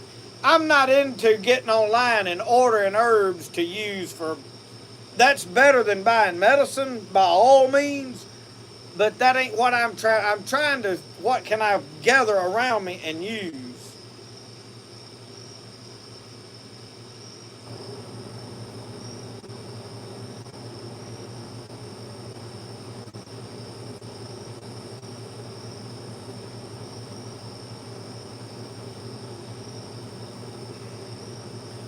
Richard Taylor, we'll have to make that happen sometime in life. No, Sasquatch don't look like Tommy's gonna make it, because we done hit the old 9 o'clock mark. And I am fixing to shut it down, because I'm gonna be honest with y'all. Sitting here for 3 hours just talking about this, that, and the other, or where a fella slam out. And I got so much going on that it is getting overwhelming anyway. So I have gotten a lot of tips, not to mention my cell phone starting to die. And I had done run this puppy down. We got it down to, this thing works good, 64. Y'all, if you need a power bank brick battery thing. This one is INIU. I have had it for about a year now. And it works. In fact, Miss Lena Carr from Cow sent it to me after I did some videos for them on their shoes and stuff as a bonus. And y'all, it has been excellent. I never did a review on this thing. I never did anything with it. I was trying to look and see how many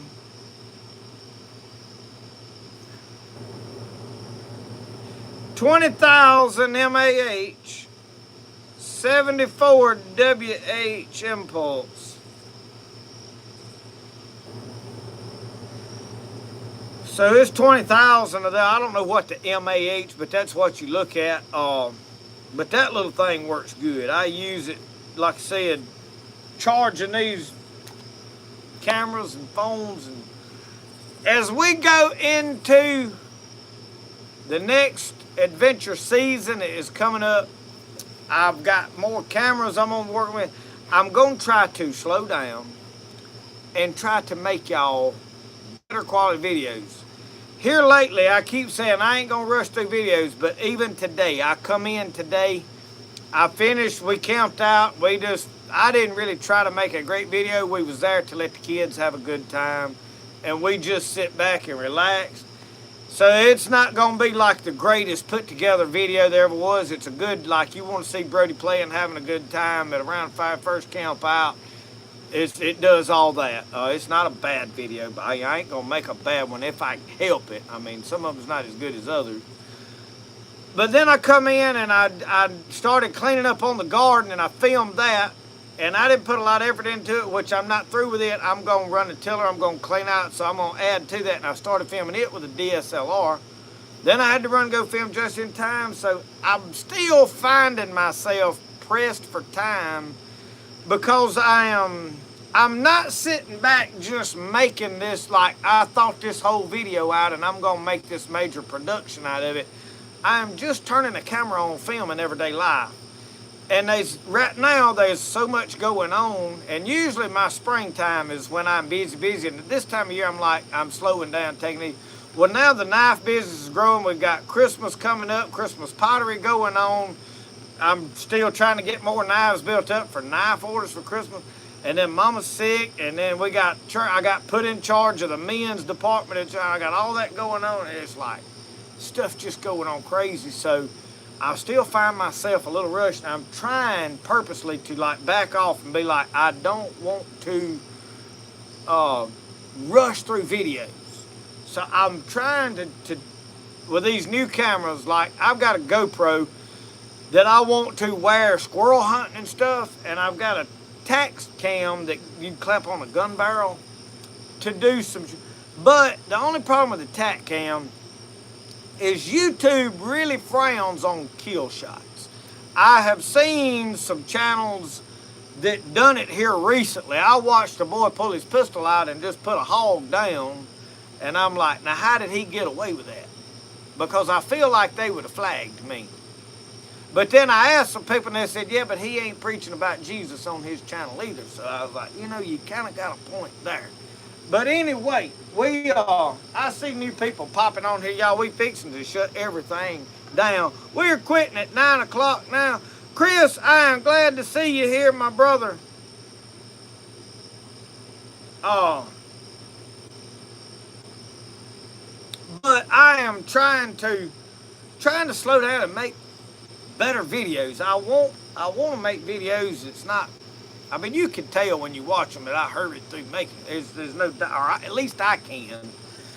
But we're going to keep making videos, and we're going to keep living life, and we're going to make the best out of it and have a good time doing it because y'all, the Lord been good to me. He ain't filled my pockets up with money, but he's given me a wonderful life to live. And there's times that it just gets pressure. There's times that we got a lot going on that we got to do and got to handle. And, you know, with great blessings comes great responsibility. And to whom much is given, much is required. So, like an old man told me one time, he said, put it right up there, I can tell you. So anyway, y'all, I do got to go in here and edit just in time. Have that ready for y'all tomorrow morning. Thank y'all for sitting here joining in with me tonight. I really do appreciate it. This channel has grown very fast. Not like some channels, but faster than I really ever expected it to. Doing well, and I owe it all to you guys. I thank y'all for sitting out here chatting with me. Remember, the best way to do things is the way you like to do it. We'll see y'all. Y'all have a good one. Cut off. It ain't